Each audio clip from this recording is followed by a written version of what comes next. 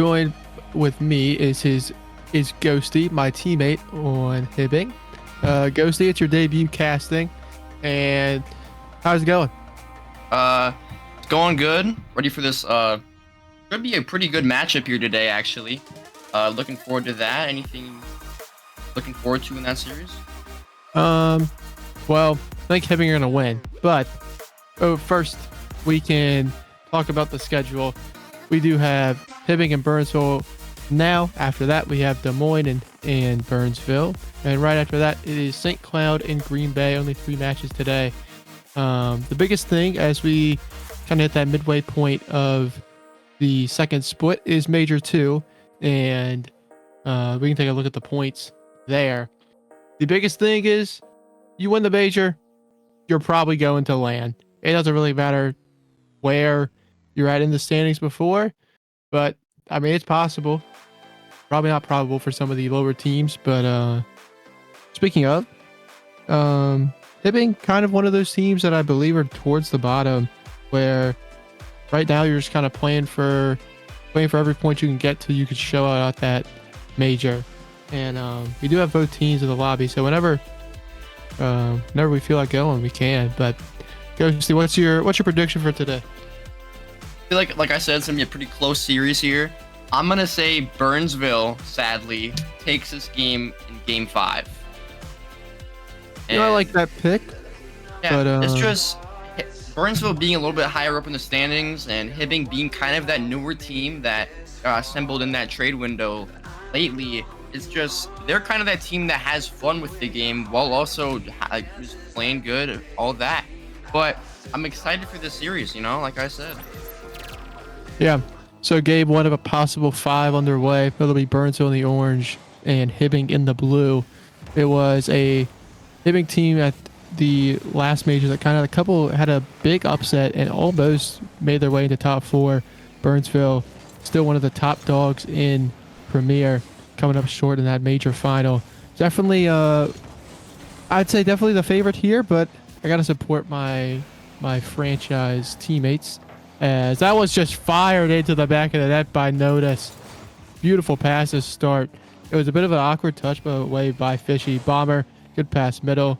Notice is there. It's 1-0 early for Burnsville. Yeah, these passing plays coming out of Burnsville here, I've seen a lot of the last weeks. It works very well for them, and keeping that boost in their tank just helps so much with those passing plays. Getting that pressure on the net. Up here into Hibbing's field here. Zodak with the shot. Another goal for Burnsville in the first 37 seconds, up 2-0 already. Yeah, it was just kind of awkward. There were 2 Hibbing players on that back wall. Nobody really covering the net, and I mean, it's an easy enough shot for Zodak. Interesting I think it is fun that we get to have you casting next to me, because you've played in Premier twice with Hibbing, and yeah, well, I beat Stewie, that's correct. Yeah, sometimes it's not hard to do, but it was an awkward save with a goal line there. But just, I mean, you guys talk about how it feels to play in Prem after being drafted Rising Stars. I mean, you've played in all 3 leagues. How different is Premier to every other tier? I mean, obviously playing in those higher ranked lobbies is just so much harder, but it's kind of a more simple game. Just everyone's doing the thing they're supposed to be doing. You don't really have to guess where the ball is going to go. I also had a great 2 teammates, Boone and Risser, to help carry me along there. But I did peak in the game against Stewie. So I'll hold that above his grave for my entire life. But yeah, it's also just a lot of fun. Just getting better, playing against those better players, Yeah, and I kind of what you said. Oh, Zodak goes underneath of the low 50. It's almost saves it. He kind of saved it, but the goal there. Yeah, he saved his own shot. I think he just wanted the assist, but good little dunk there. This time, just another bump. But that teamwork coming out of Burnsville is just something you have to look out for. Those double commits really hurt you in the long run. Yeah. For Hibbing, they had a chance on that. It just kind of went wide as Latumos sends it away for now, off the backboard again. And That kind of does feel like the difference when you're watching Premier compared to the other tiers. I mean, of course the players are better, but they all make it look so simple while playing at such like a higher pace. And I think that's what makes it so fun to watch. And probably my favorite tier to cast is Bomber tries to put one on net. Zodak will collect in the corner. Looks to play in middle, doesn't get the touch he wants. Trash and Latumos both go. Trash beat out to the ball. Fishy will have to collect on the goal line, bangs it away. Does not get the boost. Zodak sends it.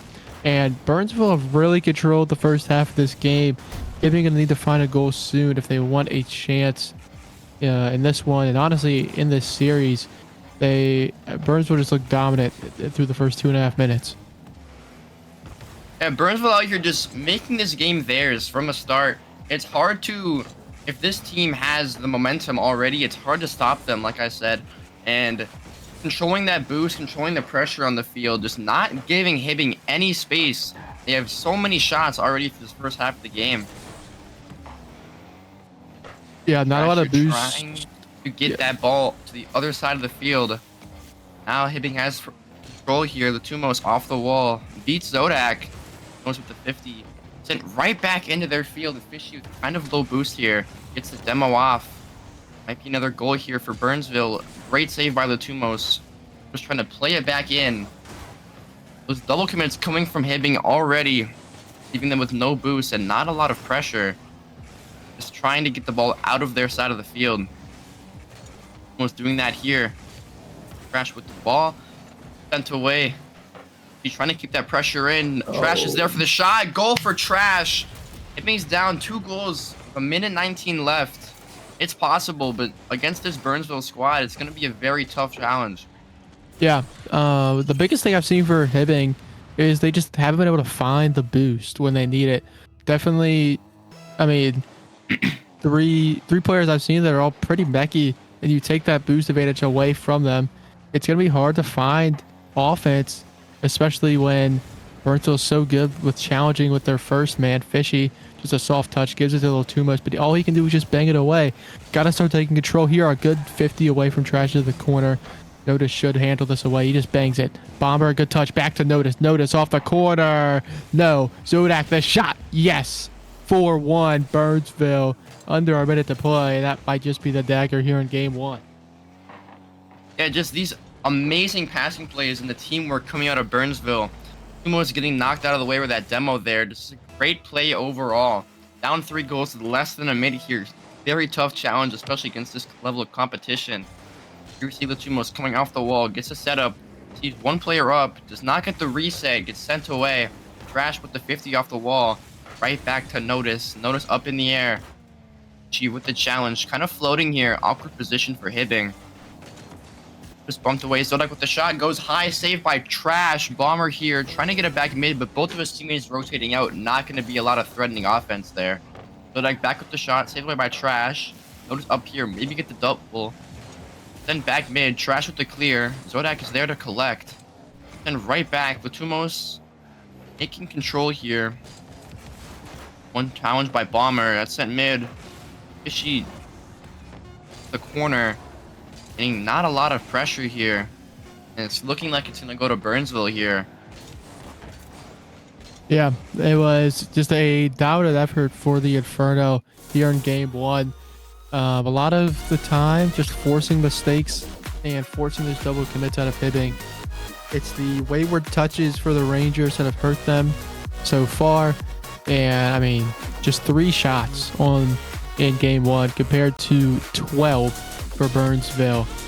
It's a Burnsville team not really built on, I guess, superstar power from what I have heard, but they get it done. Their system really strong, really good, and it's going to be taking some outplays, some 1v2, 1v3s from Hibbing in the rest of the series to stand a chance when they are such heavy underdogs.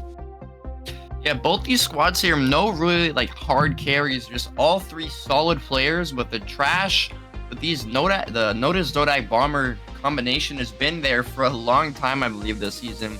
And Hibbing just like newly being formed, sending a bit of problems there. The communication, the calming, all that could just lead disasters with the double commits, like you said. But it's gonna take a lot of outplays. I believe Trash and Tumos could be able to do that against the defense. You know, Bomber being a very solid defensive player, so is Zodak. Be just a very challenging series for Hibbing.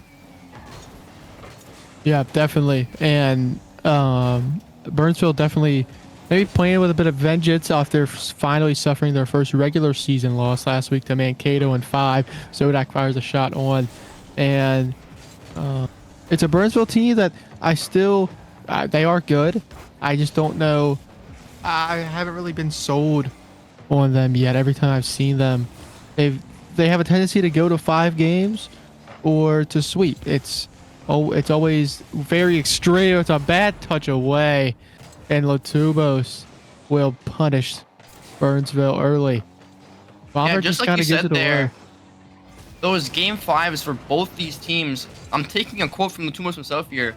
We're a good team, but just we cannot excel in any shape or form. It's just we're always going to those game 5s and not being able to settle the deal. With the upset on the number 3 seed in the major, you saw that come out. Very solid Rocket League coming out of all 3 players. Just getting a lot of shots on, keeping the pressure, keeping the boost in their tanks. And not a lot of those double commits we're seeing early so far. Trash gets the touch away. Zodak, the double off the corner. No one mid for the shot. Gets sent out. Fishy cannot save that. Bomber just gets kind of a free goal there. Just from the ball being not cleared away in a proper manner. And he's just there to collect. And it's just a shot on net. Fishy's awkward, low boost. Can't get there.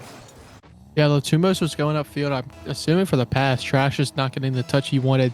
Ball just kind of carried away from the wall a bit too much. But Latumos off the right wall. Has the flip. Gets it past one. It'll careen down. Fishy last back once more, but low boost. He will be able to turn and fire. Bomber, no boost. He doesn't get the touch, but there's no one there to finish. But the net's still open. Trash towards net. Whoa! Bomber almost made the save, but Trash finds a second for Hibbing, and they reestablish their lead. It seems like this game, there's just not a lot of defensive pressure coming out, and getting those touches that they want are not going their way. Just having that communication again, saying, oh, I'm low boost, I'm awkward, just not coming out, looks like. Trash here with the shot above net. Maybe going for the double. Zodak's there for the save. Fishy trying to play it back in. Gets a weird touch off the wall. Gets bumped. Sends it mid. The Tumos up for the shot. Gets the reset. Cannot get the double. Fishy there to collect. Trying to challenge again. Trash in the corner. Pops it up. Notice there. Getting that awkward touch mid. Almost going to go for the challenge here. Off mid. Trying to get a bump on backboard. Fishy's beat. Bomber. Low boost here. Almost went out. Trash back in there. You know, there's a lot of pressure seeing from Hibbing here, but trying to get those shots is just not working out with the defense coming out of Burnsville. What do you think that Hibbing has to do here to win this series back? I think the biggest thing I really liked what they've done here in game 2, kind of just playing more awkward. They're not leaving the ball as often. Like Fishy already up, and it's a double-edged sword because they're playing so aggressive and so fast. Trash has the reset, looks for something again, can't. Bomber saves it away, but they have to be safe and not get beat on the counter attack in the transition. And it's banged away by Zodak. So you kind of have to play that perfect Rocket League. Trash is going to get beat out. Fish is going to have to scramble back. He'll make the touch. No double. Bomber can collect for the moment. Fishy's still awkward, and Bomber makes him pay. Exactly what I was saying. I mean, Fishy goes, I believe he was looking for the double. It's just not the touch he wanted. Losumo's not reading the play well enough, and it's just right over the top of both of them. Bomber has good goal. 2:20 to play, 2-2. And if Hibbing have to score first again here to break this deadlock, I don't know if they have it in them to come back against such a solid Burnsville team. Yeah, this Burnsville squad not making a lot of mistakes, but as soon as they do, Hibbing is punishing them immediately. I believe Hibbing just has to get a couple more demos out here, force Bomber off the back line, and maybe just get a couple shots on net. All the best they can hope for. Seeing here with the pressure, Zodak sending that ball away. Bomber up in the air, missing. Trash has to turn around, beat Notice.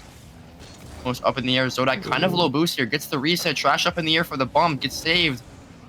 Fishy beat his last man, no one's last, but can he get around this ball? Bomber's here to collect. Trash up in the air with the save, clears it away. Notice back up the wall. Trash trying to just force something out here. Desperation. Fishy up. Notice does not get the reset. Zoak trying to play this ball back in. Might get a touch mid here for a teammate. The Tumos right there on the backboard. Fishy getting a nice bump there. Notice playing this ball right back into Hibbing's side. Fishy low boost here. The Tumos kind of be awkward net because of it. Kind of a scramble for the ball here as Trash and Fishy fight for it. Pulling out mid now. Bomber's there to collect. The Tumos misses. Fishy off the shot off the crossbar. Fishy almost got punished there. Another shot coming out from Burnsville. Not going to be anything. All of Hibbing has full boost here. We'd like to see what they can do with it. Trash trying to get a 50 mid. Okay. Collected by Fishy here. Going high over Bomber. Gets the 50. It's how we wanted it. Taking the boost from Burnsville is what they need to do. And that's what they're trying to. But Yeah. the Tumos off the full field here. Trying to get something. Bomber in the air. Gets beat. For Hibbing, they've been stuck at their own end for almost what feels like a minute and a half. Fishy was looking for the redirect. Trash off the corner, has full boost. Beat one, can't beat the other. It's sent away. He will pinch it out. He beats his own teammate. Latumos gets one good touch. Notice will go missing. Latumos towards the backboard again. Trash towards net. Bomber, a dangerous touch. Luckily sends it just wide. Fishy keeps it in, but Zodak will beat his teammates. Lob downfield. Trash controls, no reset. Look for the team pitch, can't find it. Fishy towards net. Latumos up. Latumos off the backboard. Trash sends it a bit too far. No, it's still in. Latumos backboard. Trash. No. Latumos. No, Fishy.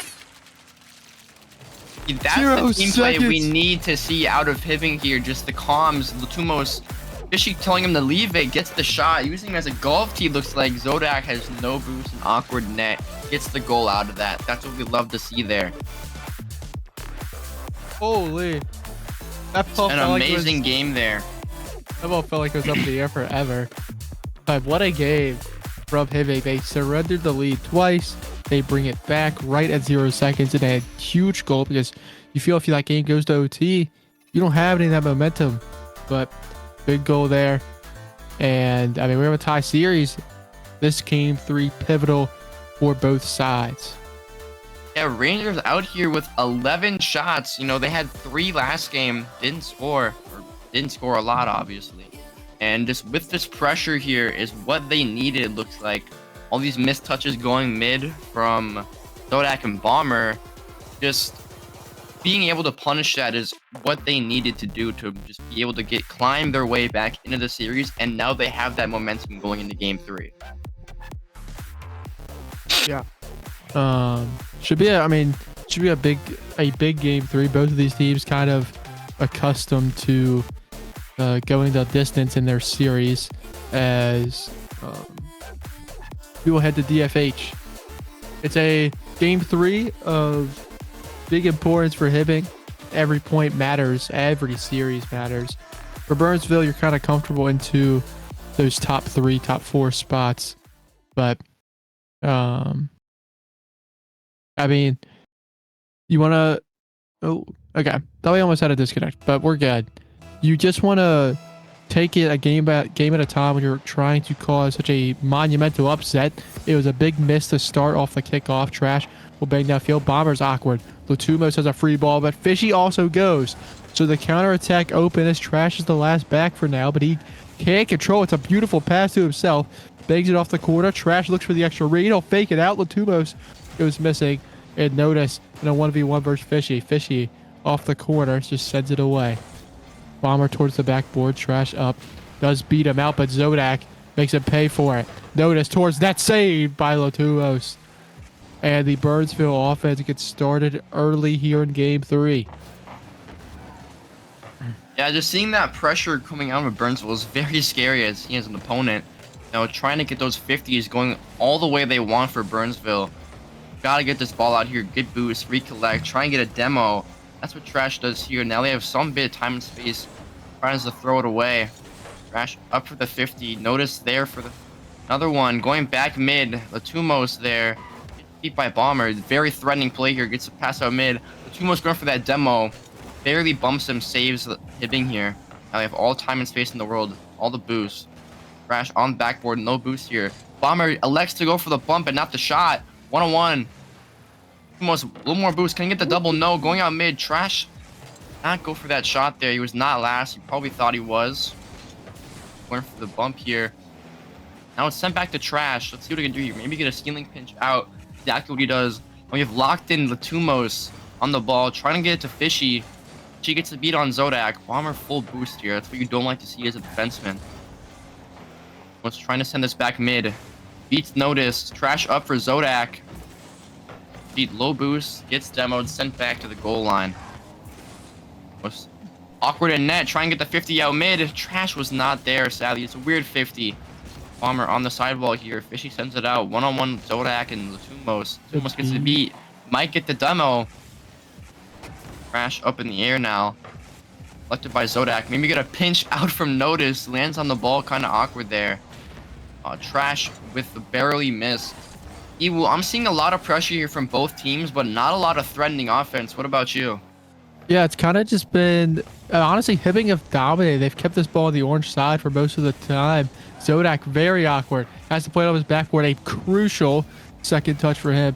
But still, really no shots till now as Trash finds the opening goal just under halfway in this game. It was a good pass by Fishy, just causing a little bit of mayhem. Notice, so awkward. And a huge goal for Hibbing as they take the lead once more here in game 3. Look to go up 2-1. Now it's 50 into the quarter. Bomber, no boost. Does fake out the touch. Notice will collect. But Latumos already there. A good 50. Should lead to something else. Latumos kills it on the goal line. Fishy, I don't think was ready for it. Trash sends it high off the backboard. Notice they needs to make the touch. He will. Fishy up early. And Hibbing have just started upping the pace. And Birdsville have not been able to keep up. It has been all Rangers here in Game 3, even if the scoreline is just a one-goal game.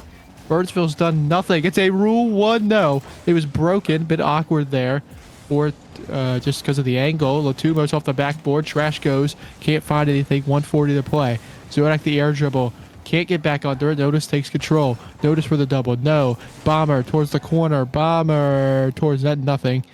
But still dangerous for the moment. Zodak, what a touch. Beats out 2. Fishy last back. Fishy makes the touch away. Under a minute 30 to play. Notice once again. Burnsville just absolutely hammering the ball into the Hibbing backboard, but nothing of threat of at the moment to the Rangers. And Ghosty, this upset that I picked, is starting to come to life with about a minute left here in Game 3. But a huge demo and a huge goal by Zodak. I spoke too soon. That pressure building up and up and up for Burnsville has to lead to something. Bomber with a great offensive play here. Just getting that demo off the back line, shooting it right at the bumper. That defenseman cannot move, otherwise the ball just gonna roll in. Not do anything there. More pressure off the kickoff. Gets a shot. Trash there for an amazing save and a clear out. Bomber gets the touch backwards. Kind of a mishap there. It's the pass made. Fishy's there. Notice great save. Kind of an awkward shot for Fishy. The ball was kind of moving pretty fast there. So that gets the beat. Might have a double landing on it. Notice there at the shot. Kumos sending the ball back out. And let's get this pressure building up for Hibbing now. Both. Fishy has no boost here. Trying to get the 50. If 50's it right in his own net. That's so unfortunate for Hibbing there. Just he did the right thing. It just doesn't end up working out, sadly. Yeah, for Fishy there, I mean, you want to go, but it's just not a great 50. It's unfortunate, but Zodak angling his card to a point where it worked out for his team. He stepped up huge in Game 3. Now this one's awkward. Latumos will get the touch out to Fishy. Fishy, it's wide, way wide at that. And Notice will go up again. Latumos does miss the boost, so Trash has to go. Zodak is up. Latumos has to waste a ton of boost. Big go from Bomber. Can Zodak bury it? No, back to Bomber. Oh, it's close. Notice the shot. He can put it anywhere. He goes high. It's in. Notice makes it a 2-goal game with 5 seconds left here in Game 3. Notice is a great offensive-minded player here. Goes for the double tap, gets it right off the bounce. Almost gets saved by his own teammate, unfortunately. Down to 5 seconds left. Are they going to do any shenanigans on this kickoff? Sadly, no. Both players cheating up there cannot do anything. Notice up for the double. And here, this game will be taken by Burnsville. Burnsville up 2-1 in the series now. Dangerous position for Hibbing here. I mean, obviously, I said Burnsville winning this game, game 5. But I'm not surprised if Hibbing takes this and gets destroyed this next game. You know, this pressure building up from Hibbing. Burnsville Rangers, or Burnsville in general, is just too much for them. Yeah.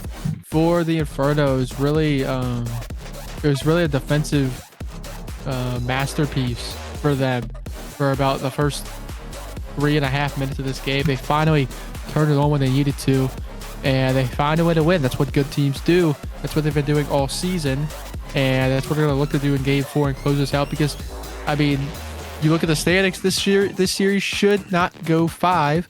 We'll see what happens, but I mean, Hibbing gonna have to show. They're gonna have to make every single opportunity count, and so far, they really have not been able to. See what happens here on Utopia Coliseum. Yeah, this game out here for Burnsville is a do or die here. You know, you do not want to get to that game 5 with Fishy and Latumos. Also trash, very icy players, all in their veins. They can do here.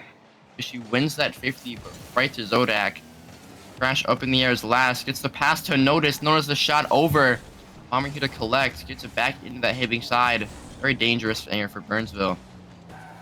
That was a great infield pass. This passing play is too good for Hibbing to collect. Fishy up in the air, double committing with that as last. Very dangerous position again. Sending it out. Zodak with the shot. Latumos is there. Barely. No. All this pressure from Burnsville. When do you think that they're gonna score? You will, break that defensive line from Hibbing. It feels like it can come at any moment. Zodak's gonna miss the touch. Latumos will get beat out, and Notice like even better touch. Zodak no double, shut down by Trash. Bomber with the ball through the blue corner. A good demo by Fishy to alleviate the pressure. Notice spawns right on the ball, gets the 100 boost, but can't do anything with it. Zodak just has to clear it away. Now Trash off his own corner, 50 to away immediately. Fishy just gives it away to Notice. Notice looking for the slot. Latumos had it covered. A good beat out. Bomber towards the backboard. Back to Zodak. Honestly, might have been better if he didn't touch it. Bomber does get the demo and net, but nothing too dangerous to start. Trash just hits it away. Bomber once again from his own corner. Fishy all over him. And Latumos with the goal, 3:33 to play. Hibbing once again taking the lead early in a game. See if they can hold. A lot of time as you left can to play. see, Latumos is very much locked in, and I don't mean to brag, but I was the one that gave him that name in that 2 session couple days ago. You can see it here. Latumos leading his team in points, 255, getting more pressure as we speak. Most sitting mid, gets that pinch out, sent all the way back. Fishy last man with no boost here. I'm gonna send it over to you. Yeah. Oh man. Zodak goes missing. Trash will collect, but not a lot of boost. He'll just have to bang it away. 3 minutes to play. Hibbing looking to force a game 5. Notice is up. Notice towards the goal, but nothing too dangerous. Trash sends it away again. Bomber towards midfield. Zodak was not ready for it. It's hit away again. These strong clears coming in, and it's almost working. Trash towards net. Fishy look for the beat. Nothing happening this time. Notice making it so awkward. Latumos off the crossbar. Fishy can't reach it. Bomber no boost. Just gets one touch away. Latumos will race towards that corner boost. Trash misses. Fishy will have time to collect and just eat away at the clock. Once again, bangs it away. Zodak off his own back wall. No reset. Does get the 50 on Trash. Can get a second touch. Gives it to Notice. Notice. One more. No. Fishy and Bomber a huge 50. Zodak very awkward. Does have full boost, but I think a bad 50. Latumos towards the middle. Towards Fishy. It's blocked. It was a triple commit. Can Notice get to the other? No. It's a demo by Latumos. Saves what probably would have been a goal for Burnsville, but Bomber looking to neutralize that demo in the first place. Notice up again. Off his corner, Zodak retrieves. 147. What a dunk. Bomber has to hit it away. Notice up again. Notice off the backboard. Nobody's up. Notice. Oh, he just missed. Double commit. Zodak for the shot. It's just wide. A good 50 away by Latumos. They missed. All this pressure building up for Burnsville here. You've got to think that Hibbing has to crack. Trash with the shot here. 10 play by Bomber again. Just defensive masterclass coming out here from Bomber. Back up on the pressure with the shot from Bomber. Zodak gets bumped away midfield. Easy save for Trash. Gets the demoed. Now Latumos trying to collect up here with no teammates. Trying to 1v3. Fishy gets demoed midfield. Now it's back out to Burnsville. Notice with the redirect does not go anywhere. That's a 2-on-1. Zodak goes early. Trash with the shot. Fishy goes early. Gets the goal. That's what you love to see from Hibbing there. Just that pressure. Realizing it's a 3v1 situation there. Leaving Bomber in such an awkward position that Fishy just decides to go. Gets the goal somehow. I don't know. Yeah, it's a huge goal for Hibbing. Which, I mean, now we are staring down game 5. Trash. The reset. Nothing there. Zodak will take it to the left wall, but not the best touch. Will allow Hibbing to they regrouped on defense, but it still almost found its way in. It was a big miss by Burnsville. Notice towards the middle, there's nobody there. 30 seconds to play. Latumos misses. Bomber a good 50. And Fishy just gonna get another good 50. 20 seconds to play. Bomber just sends it. They were looking for more demos. Bomber they're gonna have to score immediately. Zodak just misses. Latumos hits it high. And once again, this Burnsville team seems to be addicted to game 5, as we will be headed there barring any absolute miracles. Champions Field calling, and Hibbing looking for the upset. You know, you go to the stat line here. I don't believe Hibbing should have won this game at all. A pull of 5 shots compared to the Inferno's 12, it looks like. Just those placements were not working up well for Burnsville. Off the crossbar and post multiple times. Defensive masterclass coming from the two most in Trash here. 5 saves and 4 saves. You know, they've just got to be placing their shots well and getting those bumps to work out more for Burnsville here. That's all I'm seeing. Yeah, I mean, basically it's been kind of a back and forth series. The only time that Burnsville's really established dominance has been game 1. Ever since, it's been back and forth, back and forth, back and forth. It's a pivotal game 5 for Hibbing. For Burnsville, it's just trying to survive and advance into this season as we have a doubleheader. Want all that momentum, and definitely not want your first match of the day to be a big upset. It's going to be a tough regame. Notice, turns upfield, a bit awkward. Trash going to just challenge and get the demo for it. Fishy towards the backboard. Fishy! Nothing. Was setting up the double. Latumos off the backboard again. Notice, just sends it away. Trash is awkward. It's a good touch middle. Where's the shot for Burnsville? Nobody commits. A good demo, but Latumos can control. Hits it high over Notice. Notice actually centered it. Well, actually, it was a wayward touch by him. As Fishy plays in middle, Latumos goes a good 50. Trash will send it. Trash of 50. Fishy beats him out. Hibbing speed constantly has outpaced Burnsville. Even, I think if they're going to win the series, it's going to be because of that speed difference. They just look faster going to the ball, hitting the ball. And, I mean, that's been the difference maker for me, at least in this series so far, Ghosty. Yeah, just the speed coming out from the Tumos and Fishy here. Just, I don't know what Burnsville can do, except just placing those shots better, getting those bumps and demos like Bomber was doing. This is more just a defensive series we've seen here, you will. But I'm glad to see that Hibbing is finding their foothold after that game 1, taking it to game 5. You see Fishy getting beat. Trash tries to get the psycho touch, bang, off it. Tumos getting the ball mid, going for the shot, no boost. Fishy here to collect. Trash going back, no boost. Tumos also has none. Fishy getting demoed, and this pressure is not really doing anything for Hibbing. As we say that, Fishy going up. Zodak kind of placing it mid for Trash here. Bomber on the backward. safe and sound for Burnsville. Now we have Notice getting beaten. Fishy placing in the open net. Zodak was getting boost. That wayward touch coming from Bomber here. Didn't have to do anything at all there, but it's slow. Elects to bang the ball away, and it ends up in the hands of Fishy. Yeah, it was that speed. I mean, Fishy run it so fast, and I mean, Notice stood no chance. It was looking like Bomber tried to just clear it to Notice. Nothing happened though, but a good 50 by Notice gets a second touch. Zodak will beat out Latubos, but nothing on the follow-up. Bomber, a good pass middle. Zodak can't go. He's last back. Zodak is still awkward. Latubos misses. 2:50 to play. Hibbing on the verge of an upset. Fishy can shoot. He will send it high. A huge touch away. Saves what would have been a goal. Bomber will collect. Bomber a 50. Still on the ball. Making it so awkward for Hibbing. Notice, once again, just bangs it away. And it's been in Burnsville not placing their shots, but their offense hasn't been, honestly, too creative. It's been a lot of the same as Notice just 50'd out again. Fishy's still on. A good bump.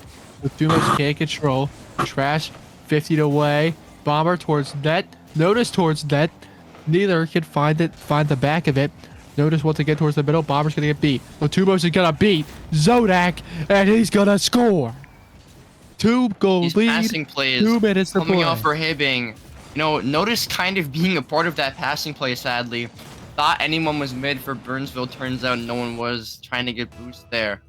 And that pressure instantly for Hibbing there. As you can see, Latumos with a great shot there. But like off the 50 here. Sent back into the back left corner. Fishy with the ball here. Odas was up for the 50. Wins it against Fishy somehow. Latumos up the right wall here. 40 boost in the tank. Sends it off the ceiling. Great beat on one. Trash here with the ball. Gets demoed. Fishy might get beat by Notice. Bomber off the backboard. Maybe. Trash in there to help. Now Fishy with the psycho. Or the redirect touch there. Almost goes in. Trash with the follow-up. Almost. Bomber here. No boost. Gets that corner. Trash trying to get the save here. Almost gets there. Now Trash with the 50 in the corner. Not a very good 50 for him. Latumos triple committing out here for Hibbing. Getting that mid boost and sending that pressure away. Trying to demo that midfield person for the shot. Almost off the wall. Fishy trying to clear it away. Trash going off the corner for Bomber. What can you do here? It's no touch. Zodak there for the shot. And Bomber almost, I think he faked it and it worked out perfectly for that shot. This is a beautiful passing play again for Burnsville here. Yeah, it's a 1-goal game, 1:14 to play. But I mean, going by what we've seen before, this second goal for Burnsville going to be very hard to come by. Hibbing's defense has been outstanding, and as I say that, Fishy goes missing. So it will invite some pressure, but a better touch to just keep it awkward. An even better one by Latubos. It's going to have to make Burnsville retreat all the way. Bomber plays it so fast, gets it right back into the blue side, still has control. A good 50. Latubos can bang it out. Notice already there. Latubos gets the full boost, but can't go for the ball. Trash will. Trash just has to leave it. Zodak's shot just high. Probably would have been covered by the Hibbing defense. Bomber misses. Latubos gets a demo. Trash for the dagger. 36 seconds. Hibbing up 2 goals. Lumos getting a great demo there, but almost blocks the goal. Has to backflip out of the way. Then Trash is just there for the easy open net. Such an unfortunate series of events there for Burnsville. Looking like Hibbing's going to take this in Game 5. I'm not sad with that. You know, I predicted Burnsville winning in Game 5 here. Hibbing might take the lead. Oh. Never mind. No, a great 50 with 0 boost is floating into that ball there. Rotates his car perfectly to get that 50 right into the net. Fishy last back there just had to jump. Zodak also was there for that bump. He just had to do something there, you will. Yeah, a little bit of yam time coming out from Notice there at the end with under 30 seconds to play. It was kind of just a bad angle to take that 50 from. Fishy didn't protect his net. Was trying to force it high, couldn't. As 2 go. Notice will not be able to turn. Latumos can bang. He'll start his own solo play. High into the air, off the ceiling. No. 13 seconds. They just have to hold on. Fishy, a good touch. Notice so awkward. Has to go the length of the field. Trash not letting him. Trash the doomsday. And Trash will eventually put the nail in the coffin. This is a very even game here for Hibbing and Burnsville. But Hibbing just placing those shots, getting those easy open nets there, just helped them win this game so much. Climbing back from that game 1 deficit, but Hibbing just taking this upset like they did with that number 3 in the major, surprising here, surprising me. You know, I predicted against my own team for some reason. They pulled it out in the end. Yeah, I mean, great showing from Hibbing. Burnsville, they looked good. Gonna have to bounce back at their own stream immediately after this. It is, what a start. I mean, a Hibbing team that I don't think people really thought much of. They've been able to play spoiler a couple times. They do it again today, and I mean, the defense was there. The offense showed up when it needed to. But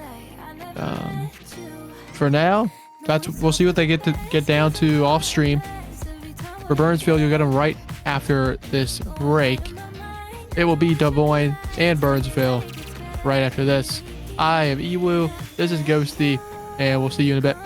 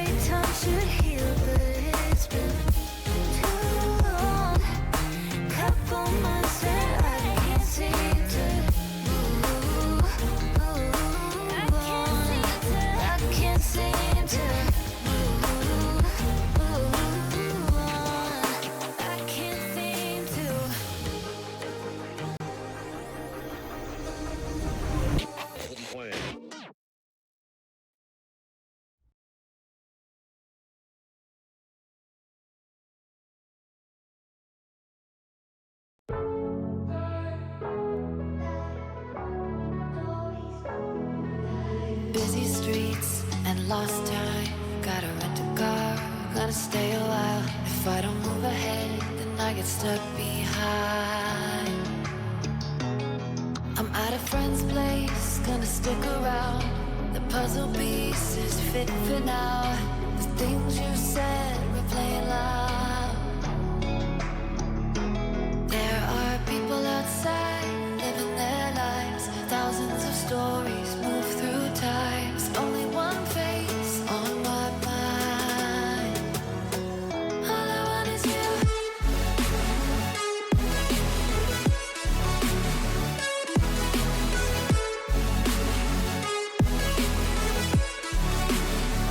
All I want is you.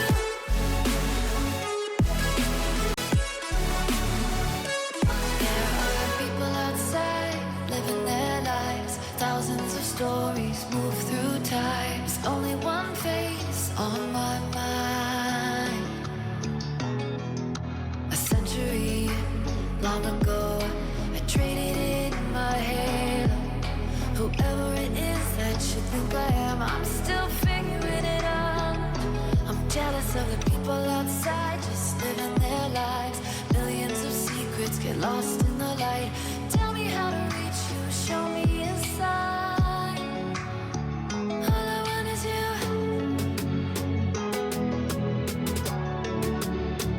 All I want is you.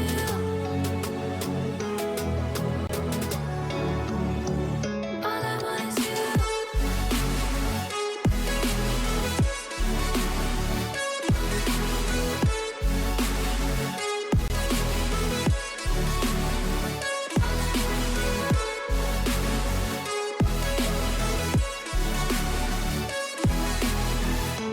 I'm surrounded by memories of you and I won't rest until you know the truth.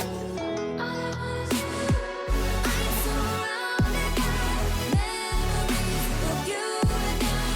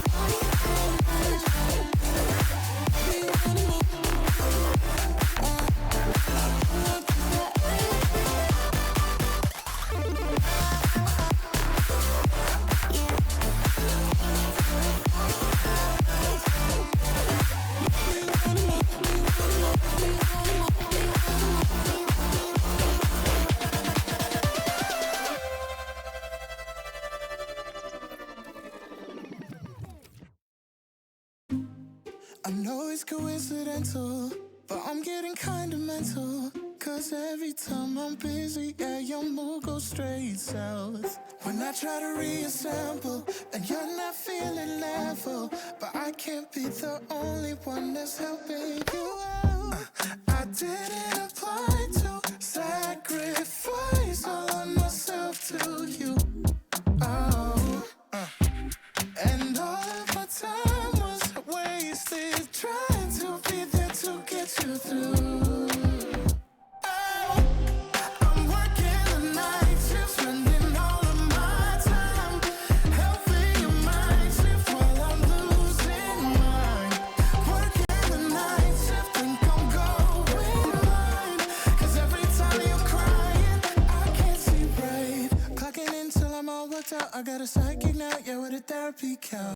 Pay you attention like I pay my rent. And when the last one sank, got a brand new tech. Try to give you the benefit, give you all of my credit, but I think we come to the end of it. You've been maxing it out. I don't have much to give. Oh, I'm working the night shift, spending all of my time helping your mind shift while I'm losing mine. Working the night shift, think I'm going blind. Cause every time you're crying, I can't see right. You fall asleep too fast. I hope my head don't crash. Don't think that I can last. You're supported. Sometimes I need the same.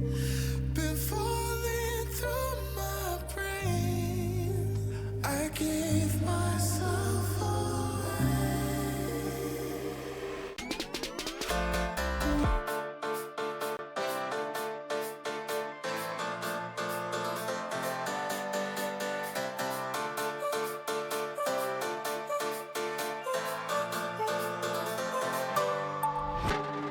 Higher than before, you take me to a fourth dimension.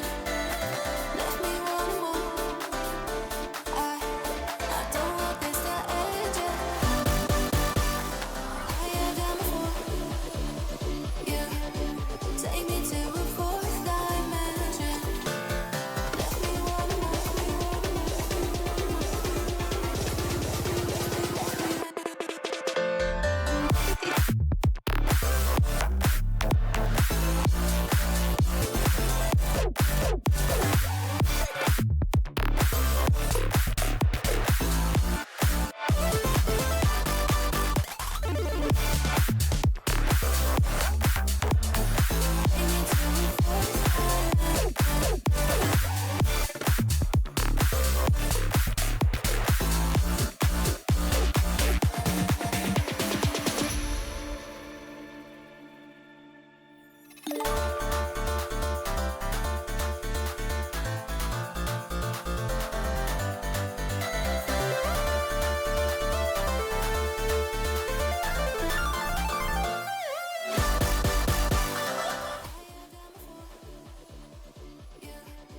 Take me to a fourth dimension.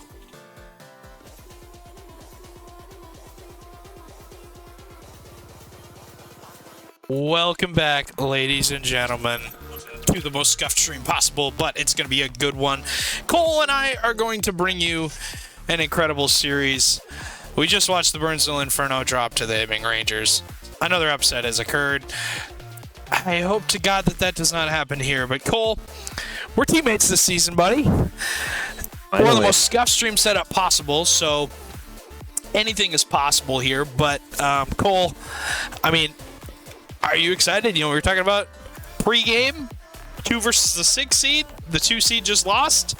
Do you think they go 0-2 on the weekend? A good question. I feel like they have the potential to bounce back, other than the fact that they're playing a very good team on the other side again. I mean, if you're looking at the schedule, the standings, you'd say Hibbing is probably a worse team than Des Moines. So I don't really know. I think it could go either way. I think it's going to be a good series no matter what. These are two really good teams, so I'm just excited to see what happens. I agree. At Des Moines, a team that is obviously sitting in a pretty good spot standing wise. They're sixth right now. It's 6-3 on the season, and Burnsville. I mean, we know they're 8-2 technically now, but 8-1 I think.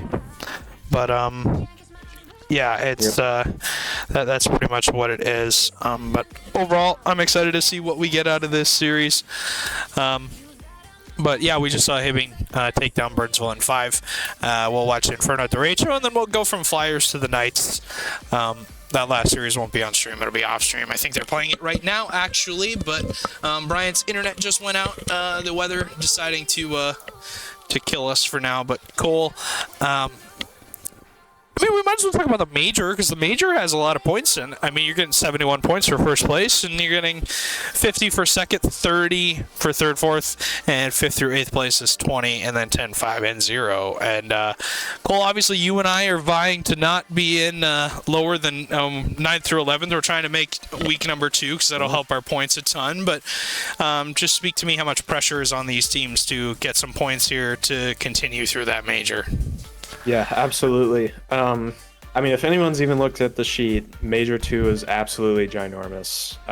71 points for first place essentially guarantees that anybody can make it in at any point in time, so nobody is safe. So every point matters up until then, and then just the Major 2 as a whole as well. So every single week, every single game is going to matter at this point. Obviously, you want to have a good game differential on top of having a lot of points. So I don't know, I'm just excited to see how things shake out, for both of these teams, for the entire standings, as well as us as teammates, because we got some work to do to even make the top 8. So. Exactly, and then that's what these teams are trying to stay in. But we'll go back to us really quickly, just waiting on Bryant to get in here, and they are in here, so I will let them go. But Cole, your quick predictions for this series. Mine is I got Des Moines in 4. I think we might have broke Burnsville. I'm gonna be honest. I don't like their chances here. It's possible. I think we go. I think we go on the side of Des Moines here. They've been a great team all season. We did beat them, Cole. Before you got to our team, we did beat them. I mean, that's why you picked Des Moines. Wolves got a double tap in 8 seconds. Beautiful shot. Beautiful flick from Bryant, and no defender there to make that save goal. Yeah, I mean, that's how you do it straight off the kickoff. Absolutely beautiful pop-up, and Wolf beats the double commit, and then it's just a free double. And, when you're just as good as these players are, that's as free as it gets. Bomber into that corner, shut down by Bryant, and we are off to a blistering pace. A double tap from Notice now as we're going to tie the game on another double tap. I mean, that just shows you the skill of these players. I mean, it's just automatic at this point. Yeah, but exactly. I feel like, we've seen 17 seconds of the series, and I just feel like it's going to be a great one. You asked about my prediction earlier. I'm probably going to go... I think I'm going to agree with you on Derecho, but I'm definitely going to go to a Game 5. I think... Having lost the series before this, it's going to be tough for Burnsville to regain, and I think Des Moines is going to be able to take advantage of that and take it in 5. I like it. I like the start for Des Moines so far as they run interference and get a bump play there as Nate continues on past the ball and gets Zodak to jump out of the way for Bryant's shot. And honestly, I think this Derecho team, when they're on, they're pretty darn good, especially on the defensive end of the ball. They're one of the harder teams to get the ball by. And Burnsville, I guess you could say, is similar, but Burnsville overall this season has been really, really consistent on offense and on defense. It's been why they've been one of the hardest teams to beat, but Des Moines is making them literally look like they don't even have hands at this point. Yeah, just beautiful rocket league from Des Moines. I mean, it's just straight on Wolf's nose. Beautiful offensive plays that we've seen from them already, and 4 goals, not even 50 seconds into the game. I don't know, I'm just excited to see more from these teams because it's looking really good so far. 2 of the best teams that we have in Premier. 2 teams that one made a major run, lost in the grand final, and The other lost, I believe, in quarters to... I have to check the bracket again, but regardless, one of them made a longer run, and Des Moines lost to St. Paul in 5 in quarters, which was that big upset that happened. So Des Moines, as a result of that, dropped to the 6th seed. But now, honestly, I really think that they're going to be a team, Cole, that makes a mark here towards the end of the season. We know what Brian and Wolf are capable of, obviously getting back to land last season, but I have no idea how Notice scoops that one out as he gets underneath the ball, flicks it up in the air, uses the crossbar and the post to keep that one up. But we've seen what they've done on offense for Des Moines. Found the back of the net 3 times early on, and there's 3 minutes left, Cole. We're only 2 minutes in, and we are on a blistering hot pace here on offense. As we know that Burnsville likes to play that game because, all season long, it's what they've done. They've gone to so many Game 5s, and I don't hate you picking a Game 5 here because it just seems like they're poison that they pick. Yeah, like you said, I feel like we've seen it already. It's just blistering offense, both sides. Feel like you can tell both teams are clicking. Passes are on point. I think it's just going to be a matter of who can do it more efficiently this series. And, I think both of you are in agreement that maybe that prior series will hurt Burnsville a little bit, as we see right now. And I just feel like that's kind of how it's going to shake out. Wolf with a monster clear downfield, a hat trick for Wolf in Game 1. As I haven't seen him use the Luminosity decal, but apparently he likes it. But hopefully Brian's internet does not kill their momentum here at all. But so far it's looking pretty darn good. As Bryant gonna put more pressure on that Burnsville net, and Burnsville just seems like a shell of their former selves. Since that major, losing in that final, they were dominated by Green Bay. And then they went into the last week and getting their first league play loss to Mankato, and now losing tonight to Hibbing in 5, and now starting off this series. I'm a little nervous for. If you're a fan of the Inferno, or if you are an Inferno player, I'm a little nervous for your team here because. This is a red hot start from the derecho. As 1:30 to go, Bryant will have the ball dunked by Notice. As double committed to that corner will leave Nate on the ball. He has no boost to follow up. He can't get anything to go as Wolf, full possession, has been clinical in this game, finds Bryant midfield, and Wolf and Bryant are single-handedly dismantling Burnsville. Yeah, this is just textbook. They've been tic-tac-toe like all games so far. It's been absolutely ridiculous. They're playing so well. I think your prediction might end up being closer to what we might see, but as you were touching on before, I've actually been in a situation like this last season with Challenger Rochester Rhythm, where we were red hot during the regular season, and all of a sudden we lose once, and we struggle to find our footing again. And it wasn't until we were able to get this random selection, last second chance at making land that we actually found a way to play good together again. So, I don't know if that's any telltale to how this Burnsville season's going to go, but it's really difficult when you feel like you have all this momentum and then you lose one time and where you're not expected to lose, and it just ruins how you play with your team for a little bit. And it's just a matter of finding your footing again. Yeah, and I liked it that, I like that you brought that up because when you're a good team, one loss feels like 5. It feels like, when you lose one time, you lose 5 times. It's just, it's such a gut punch, and it kills all that momentum that you had built up all season long. We see it in RLCS with teams like Carmine Corp losing in qualifiers and not making it into that top 8 scenario. But besides the point, it's more important for Burnsville to really get going. And Cole, I don't like what I'm seeing from Des Moines here because there's 28 seconds left, and Burnsville just made it a 1-goal game. They were down 5-1. And it's just 3 goals straight in under a minute. This is getting a little hairy. Hopefully Des Moines can hang on here because 28 seconds left. The kickoff does go in favor of Burnsville. They will have it to the backboard as Zodak will get the beat. Finds notice. The touch is going to go away. Bryant is going to be able to stay on it. Huge play from Bryant to kill about 10 seconds left as he slows down all the pace on the ball and doesn't allow Burnsville really to get anything going. Finds Nate midfield. This should be done and dusted if they can hang on here, but it's still going to give them an opportunity. Notice on the far side, full boost. Doesn't get what he wanted on it as Zodak will get into that corner. It's still up as Nate kills it down to the ground. And Des Moines made that close, but I think they were just doing it for style points.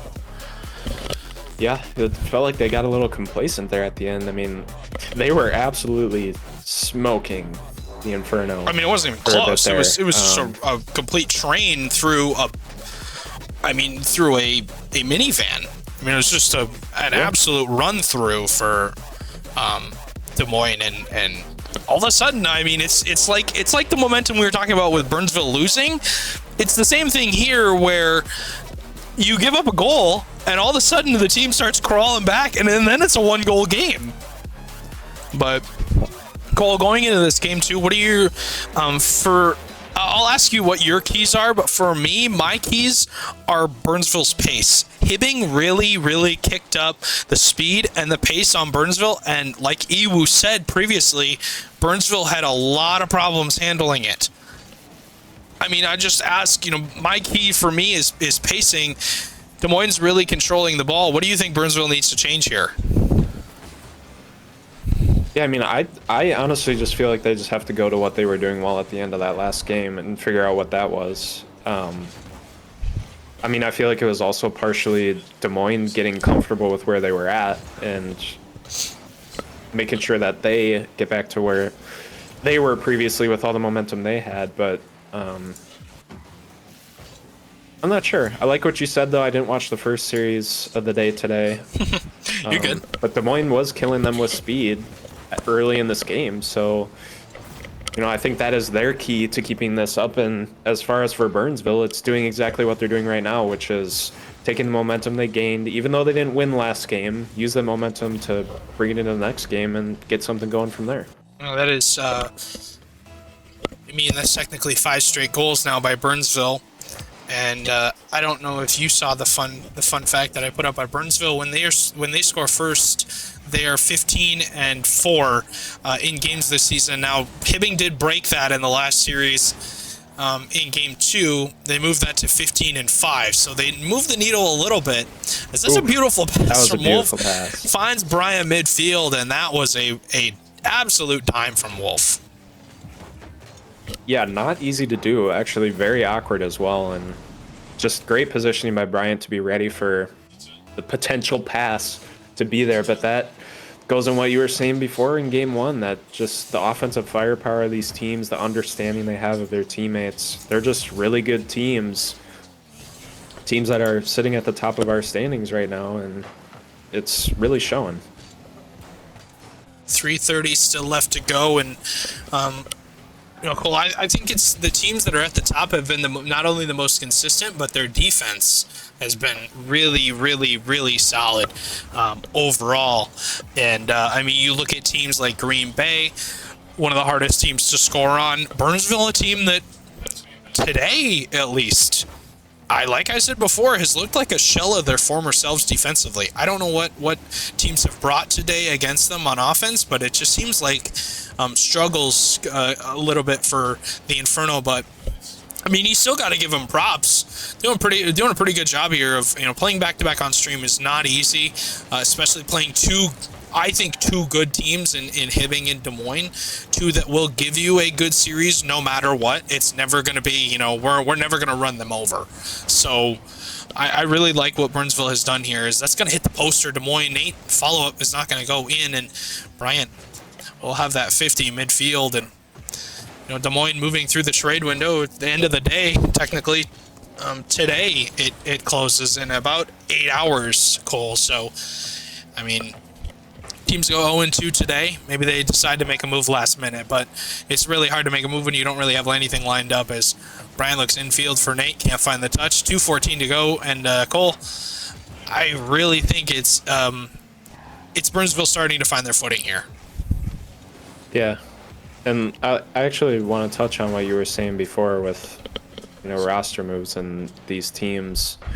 I mean, the teams at the top of our standings right now haven't made a move all season, and They haven't needed to. exactly. And I think even if you're even thinking about doing one, I don't think it's even a good idea. I mean, you've played the entire season up to this point with your current roster. You have all the chemistry you built up over the past however many weeks.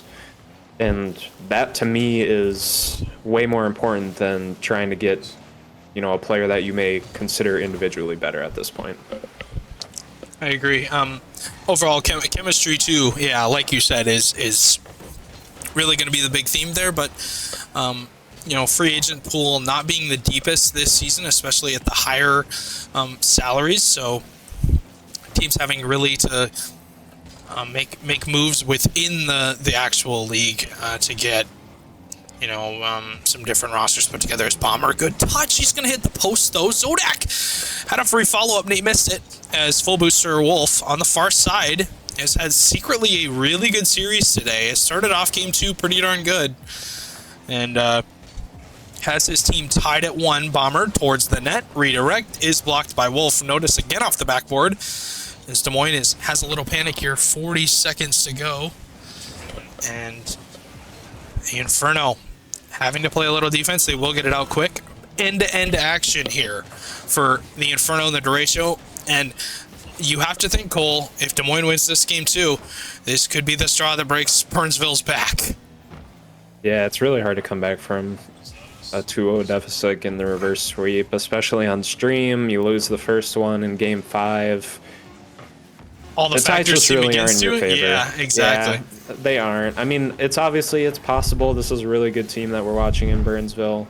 And it looks like we're going to get overtime to decide that. But I like what you were saying about Wolf. I feel like he's also had a really good series so far. A lot of really good control. Felt like he's positioned himself well.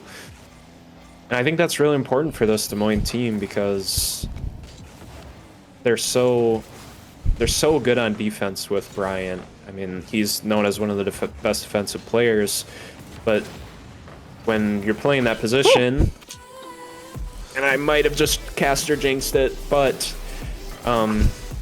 when you have your best player so good defensively, you need that offensive prowess as well, and being able to have Wolf play that has been really beneficial towards this team, and I like what I've seen from them so far. But 1-1 going into game 3.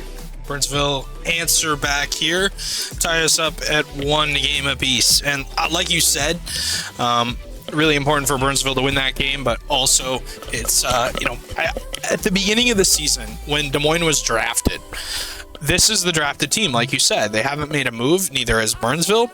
Immediately, when they were put together, I said, that's going to be one of the most annoying teams to play. And it's because of their defense. They're going to get stops. They're going to be able to get out of their half. The only issue is, when they cross that midfield line, where's the offense coming from? I mean, I know Bryant's capable of it. I know Wolf is definitely capable of it. Has some clips on stream that have been, thrown around for years. But where's the offense going to come from?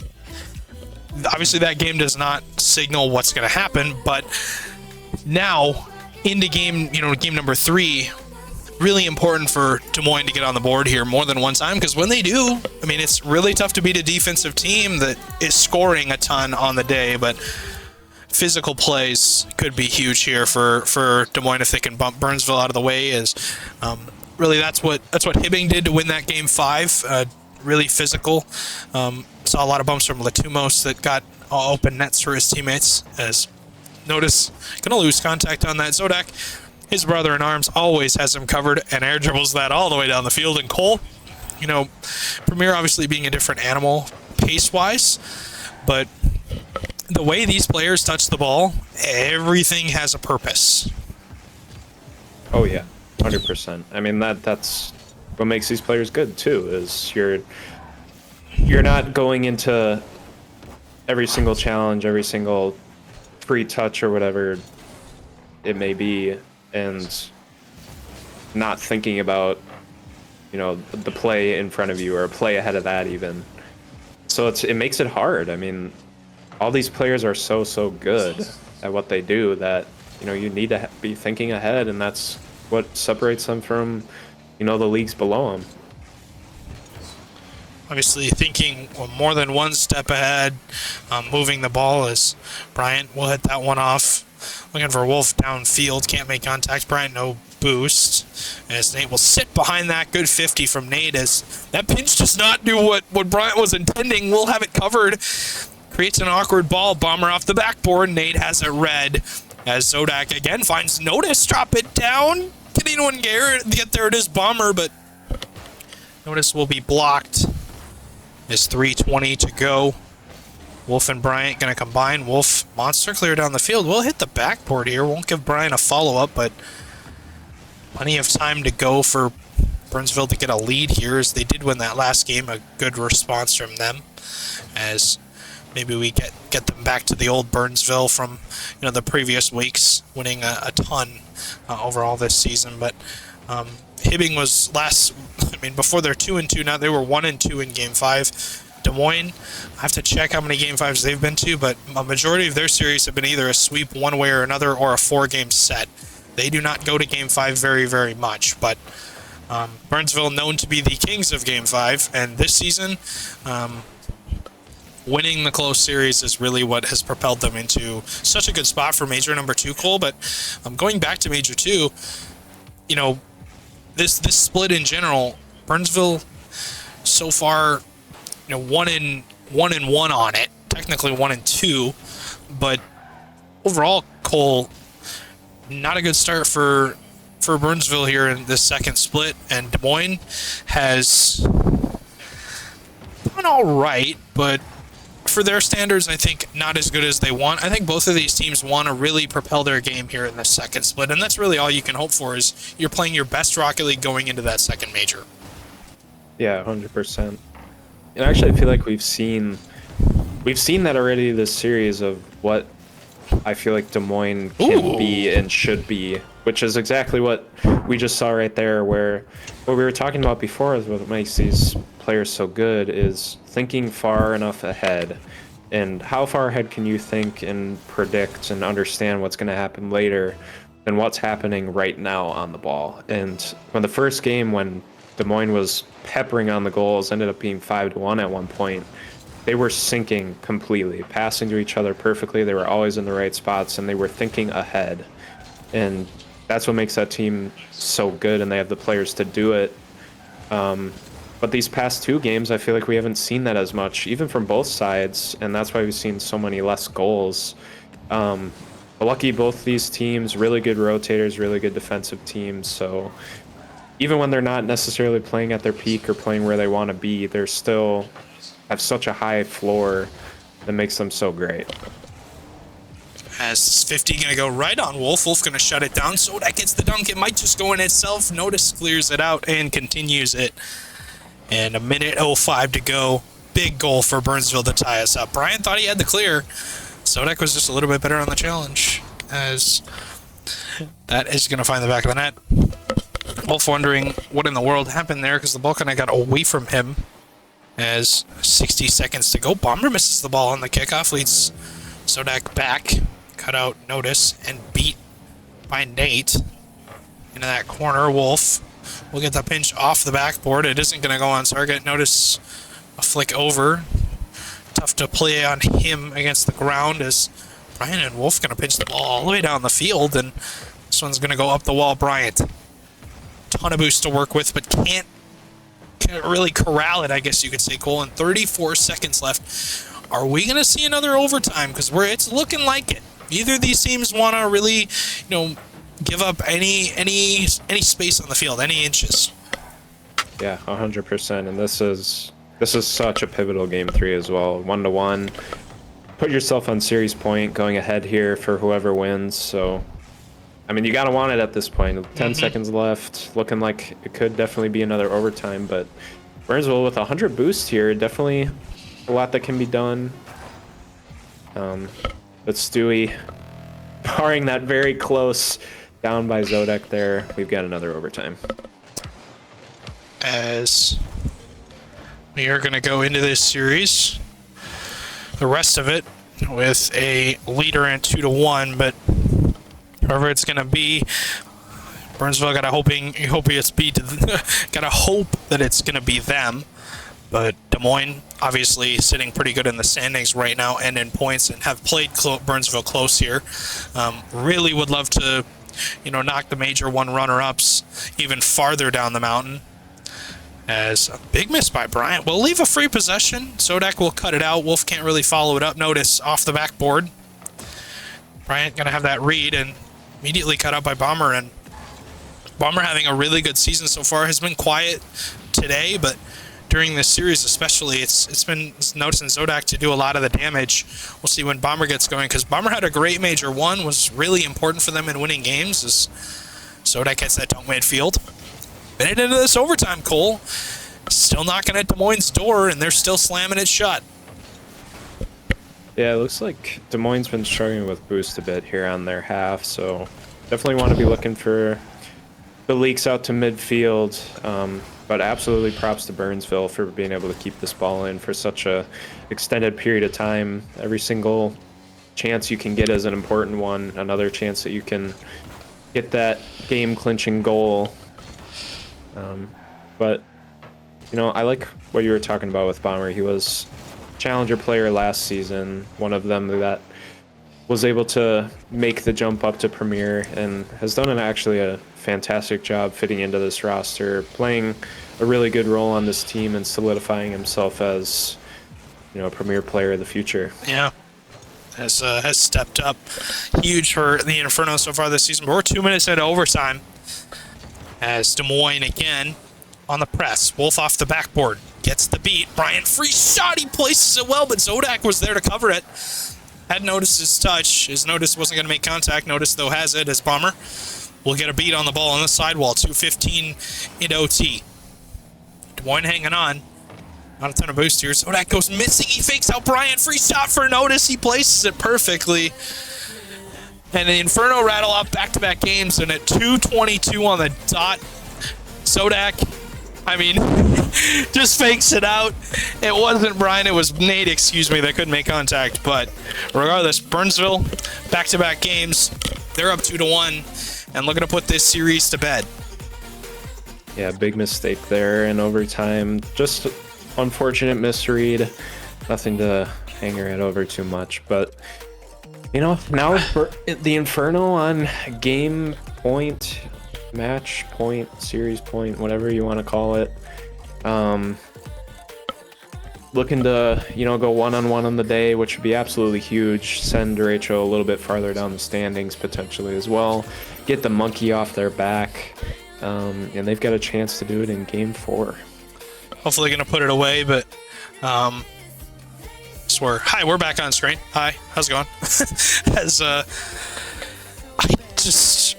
You gotta hope Burnsville put this one to bed, because this one can't get away from you. When you're in this much control of a series, you can't let the series get away from you, because you had Des Moines beat here. Des Moines has been struggling the latter half of that game 2 or game 3, and even game 2. But see what we get here in game number 4. No kickoff shenanigans right away, but Bryant again on the bump, can't get the clear. Bomber will 50 Wolf, as Des Moines kind of bunched up on their front corner, and that's one thing that I have seen that has given them problems is spacing. Cole has not been great from them. A lot of open gaps in their defense, but also on offense, it seems like it's a 1v3 or a 1v2 90% of the time on offense. Game 1 was a lot different, but ever since that, game 2 and 3 have not been the same on the offensive structure-wise for Des Moines. Yeah, 100%, and it's had a lot to do with how well Burnsville is managing keeping Derecho in their half boostless. The start of that game 1 where they went on that ginormous run, they were able to space themselves with boost and predict what's coming next. But now Burnsville's just controlling the mid, keeping the ball in the zone, clumping up the Derecho defense, and when you're in a position like that, it's so difficult to get out of your zone. And like we were talking about these players before, is they're so good, and being able to do that consistently is what's made Burnsville so good. And winning these close games, winning close series is their bread and butter. So Des Moines got to figure out a way to continue to break out of their half, space out their team, and get back to doing what they were doing well at the start of game one. Yeah, Burnsville has been, I mean, really, there's the Game 5 merchants this season. That's what they have lived for, and they're comfortable playing under this pressure. As Des Moines down by 1 in the series, not down anything in the game as we're tied at 0. Good air dribble from Bryant. We'll get that reset and stay on the ball as Bomber will collect. Kind of gets away from him. This is awkward for Notice. Has to hit it away. Wolf can't make contact on it. Notice double tap off the sidewall. We'll leave it for Bomber. Wolf ready to receive it. Will miss the challenge, but force it out for Bryant. 50 going to go midfield. Game halfway done. Nobody on the scoreboard just yet. Maybe we'll see that Burnsville attack finally break through, but Wolf has the clear. Yeah, I think once again we're seeing exactly what I was just talking about, where we're playing another close game, and that's just going to end up favoring Burnsville at this point. So I agree. Derecho's got to figure out a way to break out, get their offense going again, because as good as they are on defense, I think Burnsville is happy to be playing a tight-knit game where they're controlling the ball in their half. I mean, shots aren't necessarily saying that's the story right now, but that's their bread and butter, like I said. So Des Moines got to figure out a way to get out of this. I agree. Like you said, I think that's perfect. Is Burnsville, we favor them in a 0-0 game. As that is a touch forward. Brian has the redirect in the front half. That is a beautiful shot. Pass from Wolf is right on his nose. Bryant just flips backwards. 1-0 lead Des Moines. 1:47 to go. And when Des Moines have scored first, they have done a pretty good job of winning games, but we'll see what we get here in this game 4. Can Des Moines close it out? Burnsville have done a good job of keeping this game scrappy, but physical plays have not really appeared for either side. Nobody really bumping in Des Moines much. That's maybe starting to pick up as we turn into scrappy Rocket Leaguers, but minute and a half to go. Notice off the backboard. Going to use that into that corner. I like that touch. Easy for him to follow up on, but doesn't give his teammates very much to work with. That's going to bounce midfield. Nate is there. He doesn't even have to touch it. He misses the open net. Wolf laughs over it, but I mean, this one was going in regardless, Cole. Yeah, I mean, exactly what I was talking about. The Rachel they start to get their spacing down. They're able to collect those mid boosts, and Burnsville isn't able to keep their offensive pressure. And all of a sudden, here come the goals raining in. So, I feel like we've done a good job analyzing what these teams need to do. And with a minute left, 2 goals up, Rachel looks to have a stranglehold on this game for now. Obviously, anything can happen. Burnsville's a great team, but as I predicted earlier. Yeah, I don't want to cast her curse this one too much, but you might have. You might have, Cole. Yeah, I think you I might have. injected. I'm so sorry, Burnsville I'm with so sorry. I'm so sorry. I'm just gonna. Gonna turn my mic off now. Go ahead, Stewie. Sounds good. 50 seconds left, and Burnsville down by 1. Waiting for Bomber to show up in this series. There he is. As beautiful shot, drop down angle was incredible, and I mean, heck of an attempt by the Des Moines defense. They did save it, but it is going to roll in regardless. 1-goal game, 30 seconds to go. Ball going to hit the sidewall. Sodak and Notice on the press. Wolf going to spawn close. It's going to create an awkward play for Bryant, but he does deal with it, as that's going to go into that corner. Bomber going to play up the wall. Will go missing on that, as that's going to go off the backboard. Bryant there to read it. Sodak off the sidewall. As Bomber hits it forward, 8 seconds to go. Bryant, full boost, gonna continue on this ball, look to kill the clock. Will get it over. Notice. That should do it if he can hang on. As Nate will stay under this, look to fake this out. No boost for anyone. Triple commit from Burnsville. It will give them a chance. Oh, Sodak, he had an opportunity. Hits it wide. Bomber midfield. Notice is there. He drops it, but it's blocked by Wolf. Nate will hit it forward. That should do it, and it will hit the ground. Des Moines one game away from the beat in Game 5, but we're going to go to a Game 5. And Cole, I have to ask. I mean, obviously, my prediction is gone because it was gone after Game 3, but your prediction's still reigning true. Are you feeling confident in that? Do you feel like Burnsville can take this one down? I don't know. I think we might get another overtime here. I'm not sure.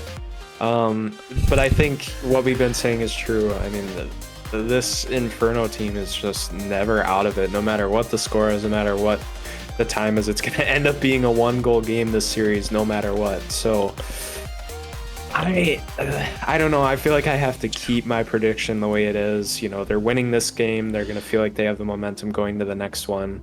I feel like they started to learn how to break out of the Burnsville pressure a little bit, the derecho. So, you know, I'm gonna stick with my gut and going with them, but I will absolutely not count on Inferno for this one. I agree. Counting up the Game 5 so far for Burnsville this season. Oh boy. There's a lot. Yeah. If you count last week, Burnsville has played 6 Game 5s this season, and they have lost twice, actually. And obviously the one being last match and the week before. So Burnsville has a pretty darn good record in Game 5, currently sitting at 4-2. As Des Moines, I'm pretty sure if I look at this right, they have only been in... Oh boy. Yeah, they're not really Game 5 merchants. They've only been in... I'm pretty sure this is their second Game 5. No, this is their third, excuse me. As, yeah, just looking at the scores right now in the previous series, this is their fifth, actually, excuse me. And their first series of the year, of the season, was a Game 5 win against Bemidji. As 4:20 to go, Des Moines and Burnsville both have pretty good records in Game 5, but got to imagine this Inferno team, like you said, they're never out of it. It seems like they're always in. As 4 minutes to go, as that's going to go off the backboard. Oh, no. Sodak, Bryant's just going to get a free one, and this is a Bryant goal if I've ever seen it. No, Sodak did not get stewed on. I wasn't going to say that because that makes no sense. Yeah, just a little bit of a mishap there, but I wanted to talk about Nate actually scoring the first goal, because I think that was actually absolutely huge for him and huge for the derecho in this series. As we see, they're just linking now. I mean, this is exactly what we saw Game 1, where derecho are just pouring it on. Their spacing is good. They're scoring from absolutely everywhere. They're hitting hard, good shots on net, and you know, Burnsville's just not able to keep up. This is the speed that we were looking for, and I think Nate got off with an absolutely great start, and I think that's huge for him because, you know, points aren't everything, but they do tell a little bit of a story. You know, he's been a little bit quiet, and I think when you can get your third-round pick going, get that confidence going, I think everybody comes along with it, and, you know, derecho just look absolutely hot. But like we were talking about before, Inferno are never out of it. So it's up to the derecho now to not get complacent with this lead and hopefully take home this Game 5. As you know, I was looking at some stats. Bryant currently leads the entirety of MCS as he's played 32 games this season, averages 2.4 saves per game. And now that is probably going to be a record, if not if he continues it. But Bomber open shot, can't put it on net. And Cole, that one had to go in because you're facing down a 3-0 disadvantage here. And with Des Moines' defense, I mean, they pretty much pin you back and completely stuff you in a locker. As the bump comes in from Wolf, Bryant open net. It is 4-0 Des Moines. And this is looking more like Game 1. This is a lot better, Cole.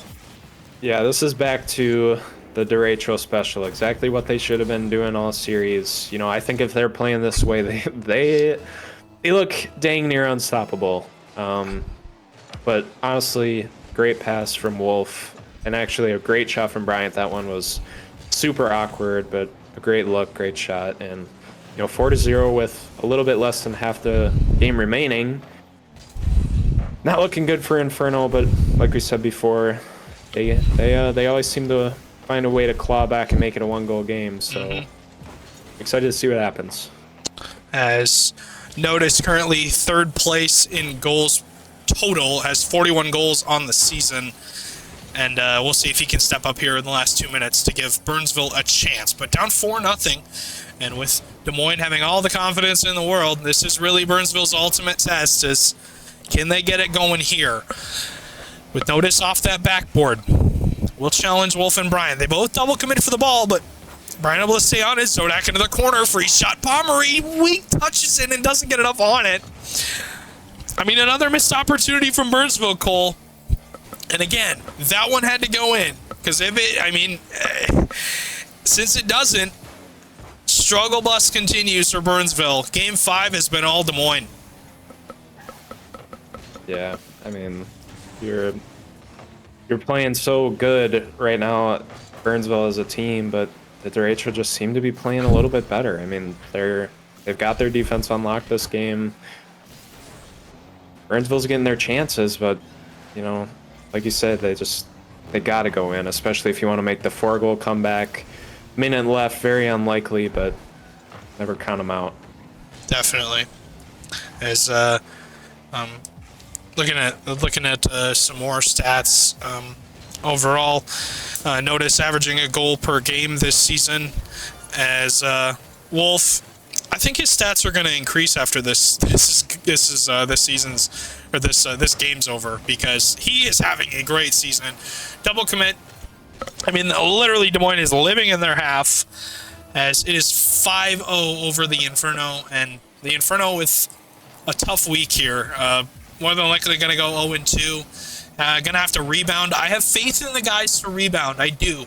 To come back and win next week, because it's another double header, Cole. So Burnsville have to, you know, pick up the pieces and try and reform that puzzle, because the puzzle was absolutely perfect through the first 8 games of the season. And you know, ever since that Green Bay loss in that major one, I don't know what happened to Burnsville, but it is 0-4 since then. As 0-3 technically, but the loss to Mankato, Hibbing, and now Des Moines. But I think it's not going to matter. As I think they'll rebound, but as we have got this series done and dusted. And Cole, what are your key takeaways from that? I mean, just like you were talking about, I don't think Inferno played bad at all. I mean, it's a Game 5 series against a top 5, top 6, whatever it is, opponent. It was just a matter of who had the game that game. Who is going to take each game. And derecho just ended up doing it one more time than Burnsville was able to, and you know, that's the series. But honestly, yeah, like I said, both teams actually played really, really well. I think, you know, being able to say a Game 5 with both of those two juggernauts in this league is super awesome to see, super exciting. Absolutely love to see that. But yeah, I think both teams played great. Absolutely great Rocket League. But Des Moines pulling it out in the end, doing what they did best, starting Game 1, being able to find their footing. And congratulations to them. Yeah. As, you know, Cole, they had a pretty good overall series. Overall, everybody played great. It was the reason why they took it. But Burnsville losing in 2 Game 5s, tough. As I mean, you see the final scoreline 3-2 in favor of Des Moines, as that was only our second series of the night. We've got one final one to go this afternoon. Flyers Knights replacing the Bloomington and Bloomington and Brainerd series, as Green Bay and St. Cloud will take the field. Green Bay currently contested #1 team in Premier, but I don't know if that's contested anymore after this week. But yeah, currently sitting atop the standings at 56 points. With Des Moines' win there, it pushes them up into the 40 spot. Obviously, points are not calculated yet, but tough season so far for some of these teams, as really they've been picking up the pieces. But Cole, we got the Flyers and the Knights coming up. Who are you looking out for? Obviously, I'm looking out for there's obviously the entirety of the Green Bay Knights I'm looking out for, but on the side of the Flyers, you got Mogi, Water, and 40 is the sub up. So, do you feel like we need a sub up masterclass here? Maybe. I'm actually looking at the series that St. Cloud played earlier today, and it looks like Mace did play, and they beat Bemidji 3-1. So I'm not sure what's actually going to happen if 40 does end up playing, especially with St. Cloud playing with Mace earlier today. I think it's going to be hard to make that adjustment, especially with being on stream against the undoubted top team in Premier right now in the Knights. But we'll see. I think it'll still be really exciting. The Knights actually earning a 3-0 forfeit over Atlas earlier today. So yeah, like you were saying, they're pulling away in the standings right now. They're probably going to end up taking it, but I'll save our predictions for once we get back going. I agree. They'll probably end up winning it, but I mean, you got to give them a chance. I really think that anything is possible with Mogi and Water on the field, but overall, it's going to be a tough task, like you were saying, with Green Bay coming off of a technical forfeit win, but still a win. I mean, it's still anything possible, but we got one more series to go, Flyers and Knights. We're going to throw it to a short break. Appreciate you guys joining us, and we'll have that series in just a bit.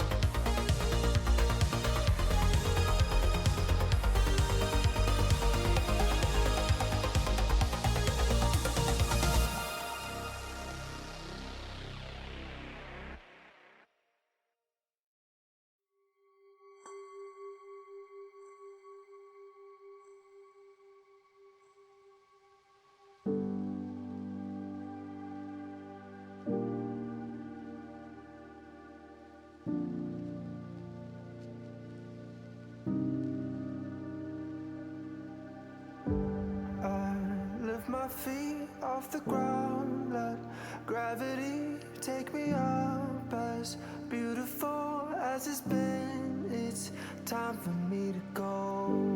I wanna sail away, I wanna feel the weightlessness of my soul. I've gotta go all the way to eternity. I will run all the way to see you. I've gotta go all the way through time and space if I'm ever to see you. And I'll go.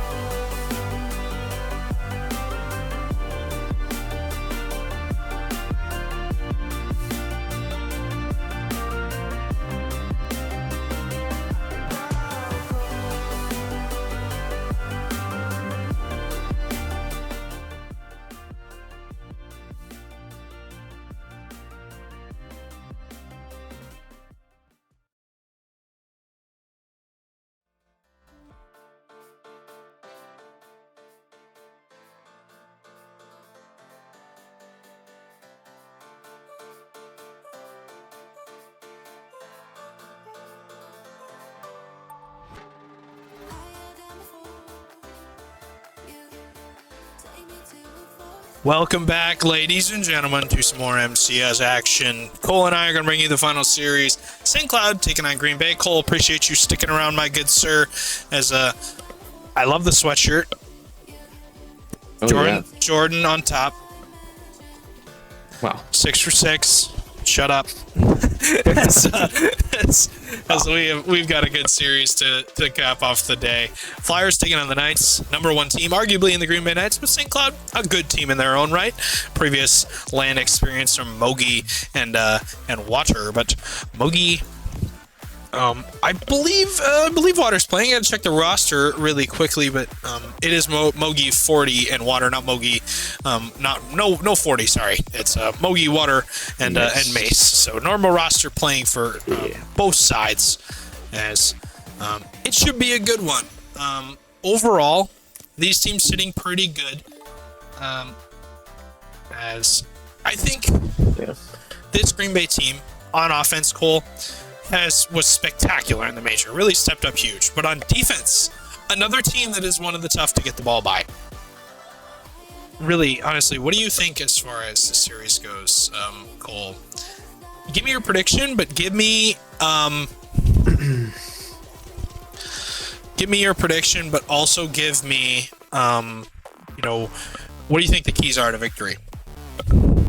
Yeah. I mean, both these teams are top half teams, so we're undoubtedly gonna be seeing a good series today. Obviously, Green Bay kind of taking a stranglehold of that #1 spot today, with Burnsville losing twice and Green Bay earning the forfeit over Mankato earlier today. But just looking at game differential, I haven't seen much of these teams. The Knights game differential is 14, so that's the highest in Premier. And St. Cloud, although they're a top half team, they actually have a negative game differential. So that kind of tells me a little bit about them from, not actually seeing much. But, if I'm going to end up predicting something, I'm obviously going to be going with the #1 team in the league with Green Bay. And I'm thinking probably a 3-1. Given St. Cloud is a top half team in the league, I got to give them at least one. Give them their credit they deserve. But, Green Bay's just so good. They have the game differential. They have two of the best players in the league on the same team, and then rounding out with Mamba just makes a really good roster. So I think keys of victory today, obviously, we weren't necessarily expecting Mass to be playing, but if St. Cloud has their full roster today, and they did well earlier today against Bemidji, it's keep the momentum, bring it into this series, and have confidence in yourselves. I mean, you're playing the best team in the league from a standing standpoint, but that doesn't necessarily mean that they're invincible. So in Green Bay, I think I haven't watched this team play once this season. I think it's just play your game. I mean, if you've gotten to where you are right now, playing the way you've played, it's just keep doing what you're doing, keep the momentum that you already have, and continue to dominate. I agree. And I'm looking back on looking at what Fuego said, this season has and is going to be exciting. The amount of competition across each team is tremendous. It feels just like RLCS, really, where any of the top to 8 through 10 teams can win the major on their day. If the league was 12 teams instead of 16, like it is, I think every team would have a chance to win the major and or land. Truly exciting, and his favorite season so far to be proud of. Giving a shout out to everyone, and I agree with that so much. I feel like it really is anybody's. I mean, it's anybody's day. You know, some days it's not your day, and some days it is. The ball is going to roll in different directions every single day. Sometimes it rolls in your court, sometimes it does not.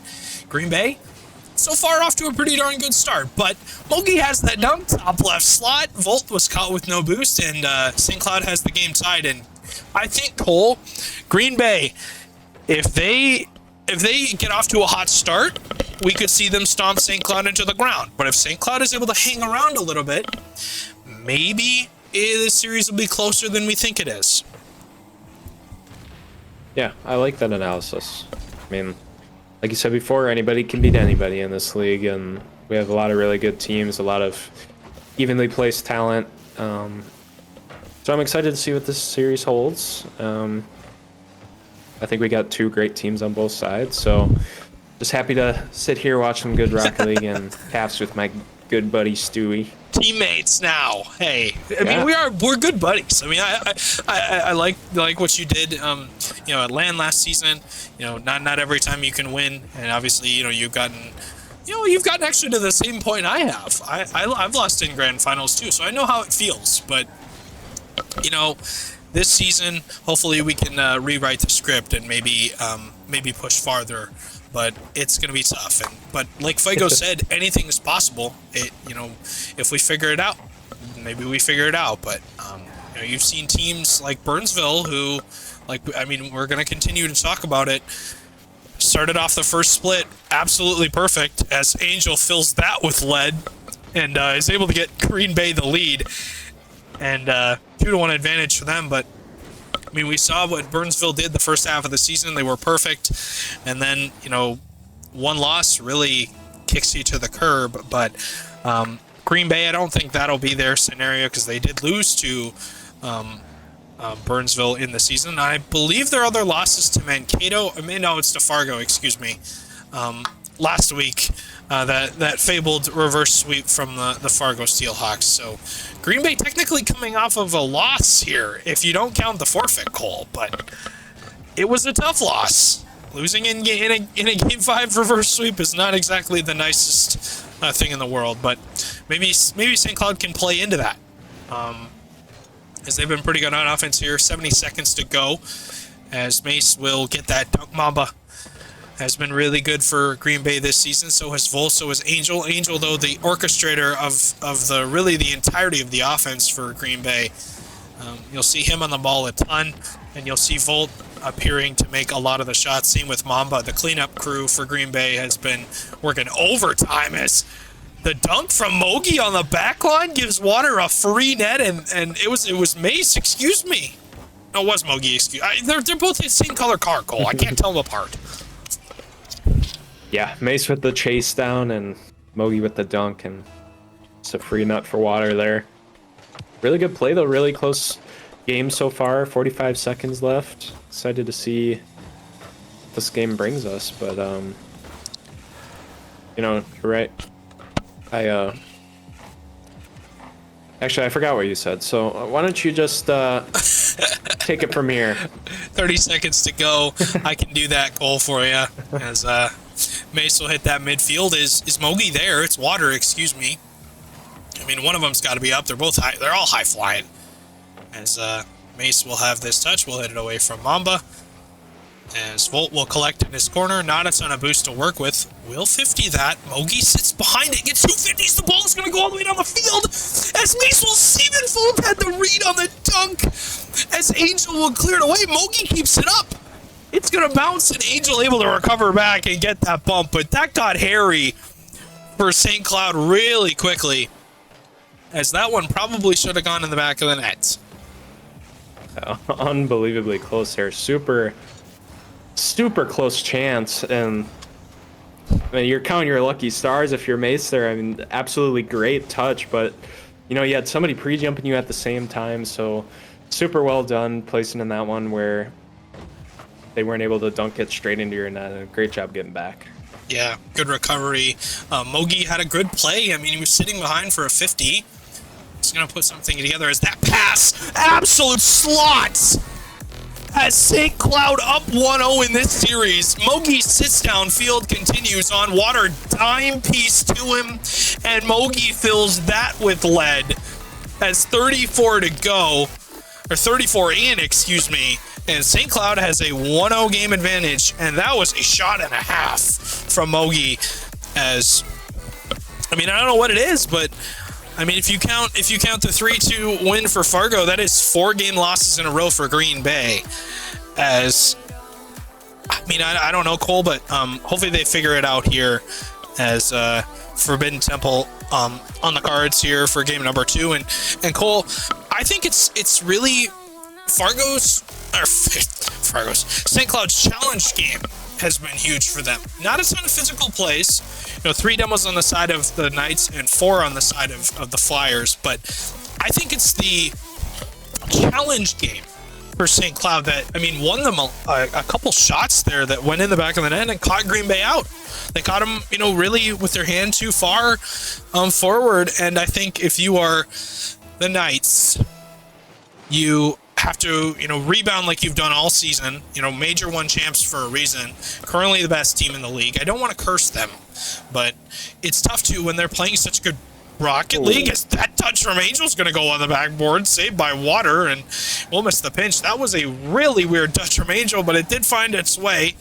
As Mogi will get the beat, looks for a double off the backboard, does have it red, but neither of his teammates were really trusting that was going to happen. As the drop down for Angel will leave it for Volt. Volt cuts it out. Mamba will look for a double touch off the backboard.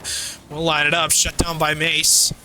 As, it's going to be Mace and Water, likely more of the backline defenders. Mogi is a great defender, but he's a player that is really tough to get the ball by just in general. As that 50 will go all the way upfield back towards the St. Cloud end as Angel lines up the double, gets the read, and Mace did have it read and stopped it. As Cole, that was pretty darn close to being a Green Bay 1-0 lead.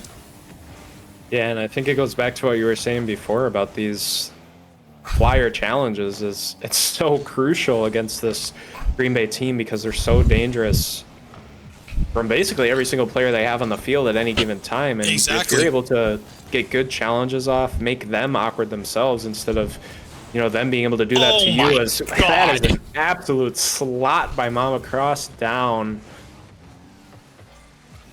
I mean, this just shows how dangerous they are and how important these challenges are in this team, because if you're not ready for it, if you're not making good challenges, making Green Bay awkward, they're just going to do it to you. Yeah, they're just going to They're going to impose their will. They're going to make you awkward and make you have to deal with a situation you don't want to be in. As 1-0 advantage, Green Bay. Game 2 is into a blistering start. Mogi double tap, hits it right on Angel. Water follow-up is off target. That one likely needed to go if Green Bay was going to squander the 1-goal advantage they have. St. Cloud would have tied the game, but now into that corner, Mogi will be dunked by Mamba. And Mamba this season has played sort of a bomber-type role of, been there to hit a lot of the big shots, make a lot of the big plays off of Angel and Volt, really setting him up, giving him space and boost. And it's really what Green Bay has done well. Also been physical, too, as that touch will get away from Mace as Wogi and Water tasked with playing some defense here. Angel has been dangerous on the ball. Mogi will get that 50. Mace will have the pop touch. Will hit the backboard as Mamba, not a ton of boost. Only 4 in his tank. Will get up to 16 off that pad as Mogi flip reset is threatening again for St. Cloud. When they strike, Cole, it's been quick. It's been a really fast goal that Green Bay can't handle, but I really think that St. Cloud, when they're shut out like this and Green Bay plays defense, it's going to be tough for St. Cloud to hang on. Yeah, man, I think it goes for both teams, actually. I mean, both teams are just like absolutely quick hitting offenses. They're not taking their time beating you down. They do it on transition, they do it quick, they do it effectively, and it's in your net. Yeah. I mean, Yeah, that's how it pretty goes every much. time. So you got to have your head on a swivel. You got to be positioned good, or else they're going to be capitalizing on your mistake as fast as they can. You know, that's an interesting way of playing compared to what we just saw with the two teams prior with the derecho and the Inferno. Is the Inferno beat you down? They keep the ball in the net. They strike when the moment is right. They steal your mid boost and they hold that offensive pressure. In derecho, they thrive on the open space passing, being able to pass to each other and get a few steps ahead of you. And then these two teams are just transition strike back and forth, back and forth, super high offenses. And it's really fun to see how each of these teams, just basically, I mean, it's selected drafting, but basically drafted at random as teammates, find how they work together. And that's just a beautiful thing in Rocket League. As St. Cloud has climbed their way back into this, but exactly what I was saying before, high, fast-paced offenses just imposing their will on each other. Speed is the name of the game here, and yeah, I love what you said because it's true. I mean, Burnsville's the type of team, they're going to play to get the best shot. They're not going to waste opportunities on plays that they know are not going to work. Same with Des Moines, they're very calculated with what they want to do too. As these two teams, really the ones that are going to punch first, they're going to hit you in the face, hit you in the mouth, and expect you to get back up and deal with it. And so far, these teams locked in a heavyweight bout. As a minute 05 to go, St. Cloud has rattled off 2 goals straight. As Water threatening, can't get a reset to go. Angel will collect, shut down by Mace. Great challenge, as he will leave it. Ogie off the backboard looking for the double. 50 seconds to go here in this second game. Angel on the ball, shut down by Water into that corner. Angel and Volt going to keep up the offense, but Mamba way far back, waiting on the ball, and not characteristic of Green Bay on their offense to do that, but got to give him space. If it's a player like Mogi, you can't give him space, is what I was meaning to say, but good challenge there from Angel. We'll get this one out. Mogi on the respawn, full boost. Not really what you want. The last person on the ball here for St. Cloud. Mogi has the shot. He hits the backboard. Water's 50 nearly walks its way in, but 10 seconds to go here as the countdown going to start here. Green Bay at the midfield line are completely conjumbled up. Mogi takes advantage of that and is going to win the 50. The demo comes in on Volt. Water double is on target with 3 seconds. That's clutch. Water's got the clutch gene right there with that one. Absolutely beautiful shot. And with 3 seconds left, Stewie, the #1 team in Premier is looking to be on the ropes, and I don't think they're playing bad at all. It's just St. Cloud has stepped up to the plate, and that's a 2-0 lead. And I think, yeah, they've stepped up to the plate. Water just hit a home run, no doubter, off the bat. It can't get much better than that. An absolute rocket to the back of the net. 3-2 win for St. Cloud. Once again, not in overtime, but a late goal from Water will give them that win. And a 2-0 advantage for the St. Cloud Flyers. As Water, that was... Whew! That's an angle and a half. That is not easy to hit, Cole, by any means. As Just a lot of beautiful goals so far. I agree. Yep. A ton of them. From Mogi and Water and Green Bay. I don't want to say look mediocre, but they don't look as threatening as they did in that major, where it just seemed like every time Angel or Mamba was on the ball, even Volt, it just felt like they were going to have an offensive opportunity regardless of what happened. It felt like the 50 was going in their favor. It felt like the challenge was going in their favor. I think overall, Green Bay need to get back to what they focused on in the major, and that is playing good, solid Rocket League. But at the end of the day, losing to a St. Cloud team that is trying to climb the rankings, not really what you want here, Cole. You don't want to give a sweep over to a team that is trying to move up. But honestly, Green Bay they played good, like you said. It's not like they played bad, but by their standards, it has to be better. And I agree, but if you're Green Bay, you still got this game 3 and a possible chance to force 4. But I mean, when you're pre-jumping plays like this, St. Cloud have all the confidence in the world right now, Cole. Oh yeah, it's just oozing out of them at this point. They have absolutely every single right to feel that way. I mean, you're up 2-0 on a team that's considered best in the league by a lot of people and by the standings. So, I mean, they have every right to do it. Obviously, you got to be a little bit careful. You don't want to get too ahead of yourself. And Stewie, that breathing into the mic is atrocious there. Sir. But I apologize. But I love your setup though. I think it's hilarious. It's awesome. It's funny that you got like your it's your like the old days. I got telecom, I got it around my neck. As Yeah. you know, it's Wonderful. tough to transport the microphone.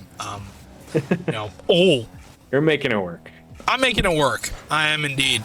As that double was almost on target. As Volt will miss that. Mamba will cover the backboard for Green Bay. But going back to your point, it's not like Green Bay have played a bad series. It just seems like St. Cloud has struck them, with low time remaining. I mean, in overtime, but 3 seconds in the last game. It just feels like they've caught them with their hand a little bit too far forward. As flip reset from Water will leave it for Mogi off the backboard, and Mamba will collect. You see no boost in his bubble, so to speak, on the nameplate. Is Mamba gonna back drive into that ball, gonna reverse into it as Mace will have that read on the far side, finds Water on target, bar down, as that is an absolute perler from Water on the midfield. Yeah, I mean, this is just so much fun to watch. Like every single goal that goes in, it seems to be just something crazy at this point. And I mean, St. Cloud is just they have the ice today. Yeah, I mean, that's just what it looks like. Obviously, half of this game's still remaining, so anything can happen with this series. Green Bay obviously definitely can make the reverse sweep comeback, but I just love what I'm seeing out of both of these teams, and especially St. Cloud with the ice here. And I mean, I just want it to keep going. I do too. I want it to never end. Yeah, I want to go to a game 4, Cole. I'm not trying to curse St. Cloud here, but Mogi doesn't care about a game 4. Flip reset, shut down by Mamba. 50 from Water midfield. Will give it right to Mamba. Full boost. Will get the pinch. Oh. The flip is there. He can't read it though. It's shut down by St. Cloud's defense with Water. As Water and Mogi really, I mean, Mace too. All three of them have really done a good job of cutting out Green Bay's opportunities here. As Mace doesn't make contact on that ball, but does turn in and knock Angel off of it. Water off the sidewall nearly makes that read. As a minute 56 to go, Angel will be dunked. As Mogi can't really make contact on that. That ball is going to go off the sidewall. Water is there. The follow is on target. Water, I mean, what are you supposed to do? He's hitting everything, Cole. Yeah, I'm starting to wonder if Green Bay is getting a little bit demoralized here. I mean, losing the first 2 games of the series by 1 goal, and all of them just seeming to be just these great plays that you feel like you can do nothing about. I mean, Green Bay, too, they're putting up really good chances. Just St. Cloud has an answer for every single one of them, and just being able to pull away 2-0 now with a minute and a half remaining, it just... I don't know if Green Bay has it in them today to pull back into it. Yeah. I mean, it might be just one of those days where, again, like I said, sometimes the ball just isn't rolling in your favor. As it just seems like it's rolling St. Cloud's way here, as Mace will be demoed on the far side. Will spawn in here. Water a little bit awkward, but we'll have that challenge. And Water, heck of a series, my guy. He's been incredible so far. As I mean, Volt, that just tells the tale. As I watch Volt bump Mace into the boost, and Volt's like, okay, well, I guess I just got to go back all the way down my net and find boost somehow. As Mace will say, oh yeah, thank you for bumping me into the boost. I'll take that for free. As Cole, we got 45 seconds to go. Mogi off the double. I mean, St. Cloud really can't make a bad touch at this point. Yeah, it's I wouldn't say it's utter domination because we've seen 2 one-goal games so far, but this game kind of feels that way. Yeah. I mean, Green Bay's had, I think I've seen at least 2 or 3 really good chances. It's just St. Cloud is on another level right now. I mean, it feels like to me that both these teams are playing the same exact game on each side. They play so similarly. It's just St. Cloud's doing it better right now. I agree. How it is. Yeah, I think that you nailed it perfectly. Play style, I feel like it's similar for both of these squads, and yeah, St. Cloud just playing the better game here. 3-0 advantage, 15 seconds left. They can't even get that.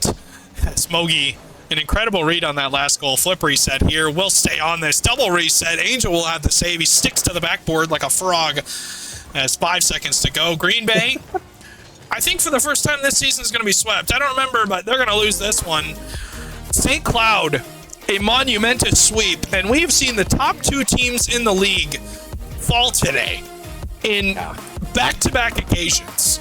I don't know what is going on, but Fuego, wherever you are, you are a prophet because you have completely predicted the world ending at this point because, my God, things have just completely went to utter nutsness, I guess you could say, but my God, I mean, what are you supposed to do what a performance from the St. Cloud Flyers as they will win this series in 3 as this one a sweep. Gonna end off our night here in Cole. It was a heck of a series despite it only being 3 games. Like you said, I wish it was more than 3 games. I wish we got 4, maybe a 5-game series. If that was a 5-game series, it would have been the series of the season. But I mean, overall, Cole was a good series. But I mean, dang good job by the St. Cloud Flyers as they will cap off our night with a 3-0 sweep. As I will confirm it on the screen.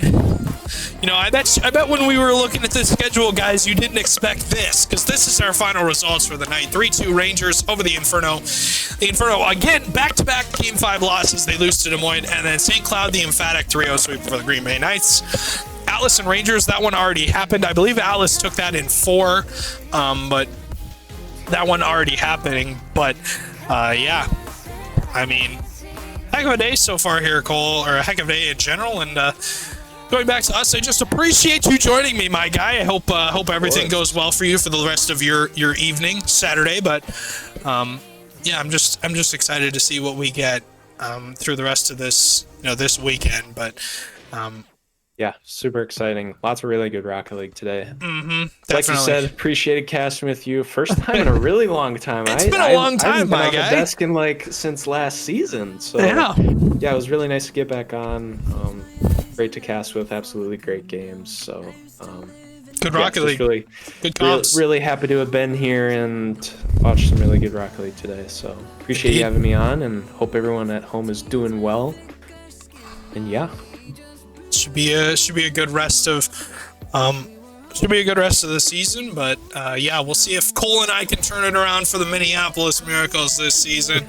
We'll do our best. We'll try and figure something out, but we'll see how she goes. But thank you guys for joining us. We will see you next week for some more doubleheader action, because we have got one more doubleheader on the season. A couple more weeks left in the season, but regardless, we got Rising Star next Thursday, 6 p.m. Central Standard Time.